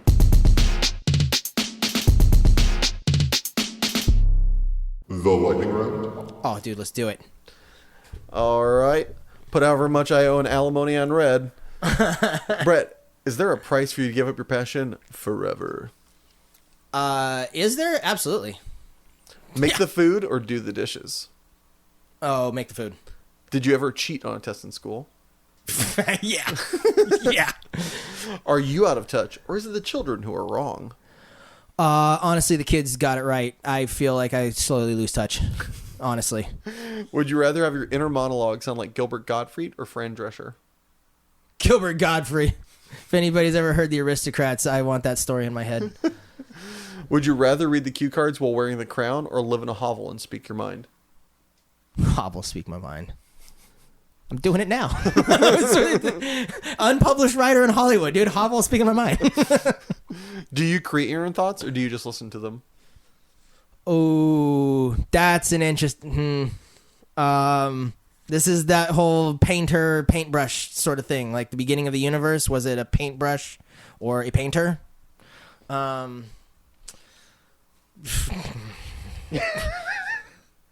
you know what it is. It's there's a lot of anxiety that goes along with the idea of creating thoughts, right? If you think down to like what it is to create something in this world, but like to that level, right? Like always jumping on thoughts. All right, lightning round. You're looking at me like fucking create thoughts. Create thoughts. Sorry, guys. Sorry, Isaac's listeners. You're having the best day of your life. What happens next? Another amazing thing or something terrible? Something terrible. Is professional wrestling cool or lame? Oh boy, in between. I came around to it, but in between. I respect kayfabe. I'll say that. Stub your toe or make small talk with strangers? Small talk with strangers. Would you rather have a class of 40 students for 5 months or 20 students for 10 months, assuming that the pay is the same? Are the students boys or girls mixed? You don't know. Whew.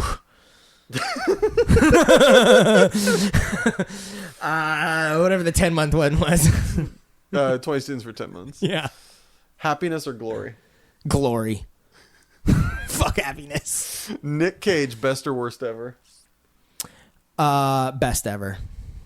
Would you rather be an omniscient amnesiac or have a nat 20 charisma with halitosis?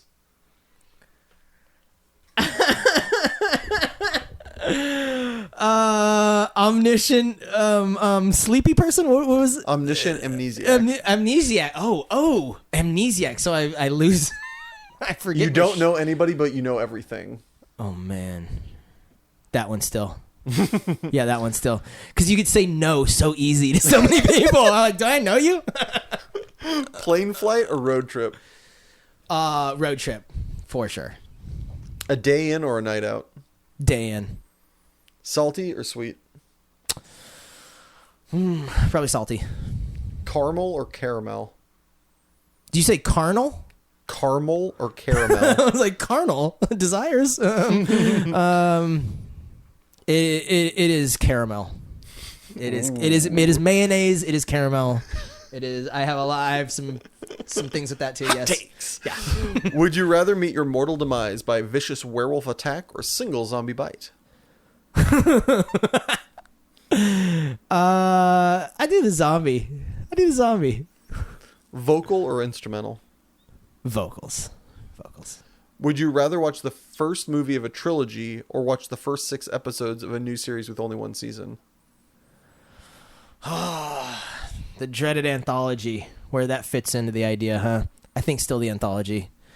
If they're done well enough, it's still 10 hours of entertainment. I don't know why I arbitrarily picked 10, but it's obvious they were giving out 10 episodes. You're saying a word that was not in the question, so I'm going to read the question again for you.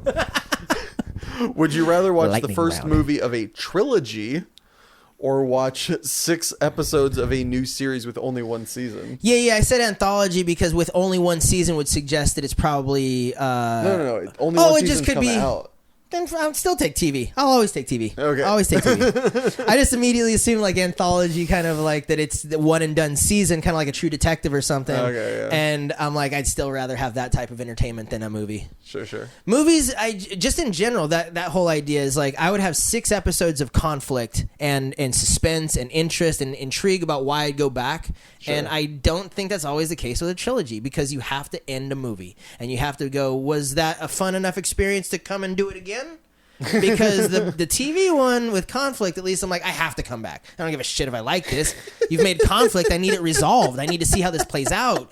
That's what TV is. Might have struck a chord with this one. Yeah. Burn to death or drown? Drown. Could you eat 37 of your favorite food for $5,000 in a 1-hour time limit? For sure. I'd do that without money, unfortunately. Congratulations, you survived the lightning round. Kind of. Sorry, everybody. Before we move on, to your prize, I, like many listeners at home, would like to now know, what is your favorite food? Pizza. You could eat 37, or assuming slices? Absolutely. Absolutely. Pizza is God's favorite concoction. Fact, but 37 slices is I need to see that. I mean, are we getting to pick, like, is it a good pizza joint? Is it Apollonia's on Wilshire and La Brea? Then I'm done. I could do it. Folks, if we get enough patrons, I think we can make this $5,000 happen. Oh, done. We can kill Brett and televise it to the world. All right. Since you have survived and answered all my ridiculous questions, what lightning round question would you like to ask me and in turn be asked of future guests? In turn be asked of future guests. Yeah. And be added to the resume de question. Like Tarantino versus Coen Brothers films? Yeah. I think that would be a funny one or not funny, but fun is both of them. Just quickly ask, somebody like what great directors. Postulate perhaps. Miller's Crossing and Jackie Brown. It's Miller's Crossing. It's Miller's Crossing, but it's closer than you think. I mean, that's De Niro. It makes it easier for me because I've enjoyably watched Miller's Crossing multiple times. I've kind of seen Jackie Brown once. So it's very easy for me to make that distinction, but that's because I'm a little in the dark. And it's a weird one too because Jackie Brown, it's a great one to do because Tarantino's got so few movies, but they're fucking excellent, right? Yeah. And Jackie Brown is don't like have that many more than him. They don't, but I feel like somehow it's more diverse.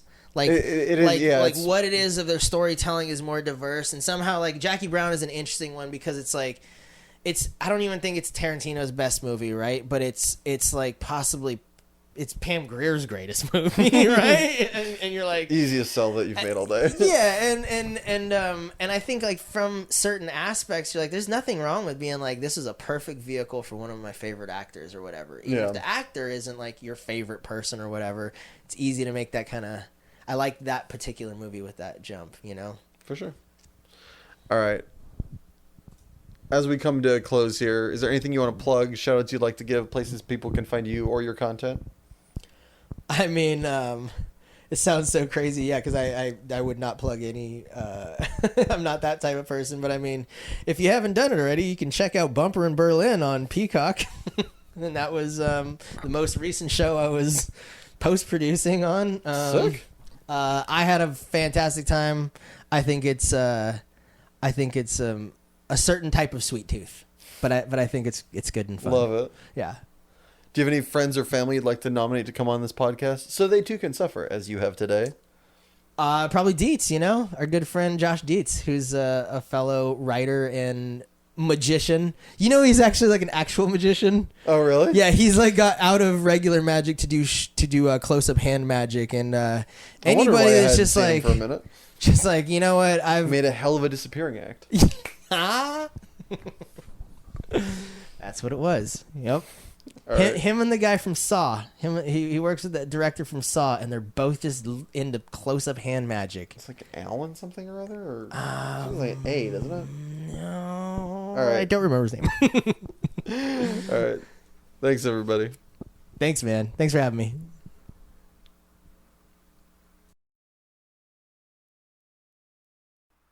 Well, thanks, Brett, for being my guest today, and special thanks to my editor, Richard Ashford, and my composer, Joshua Gibbons. And thank you.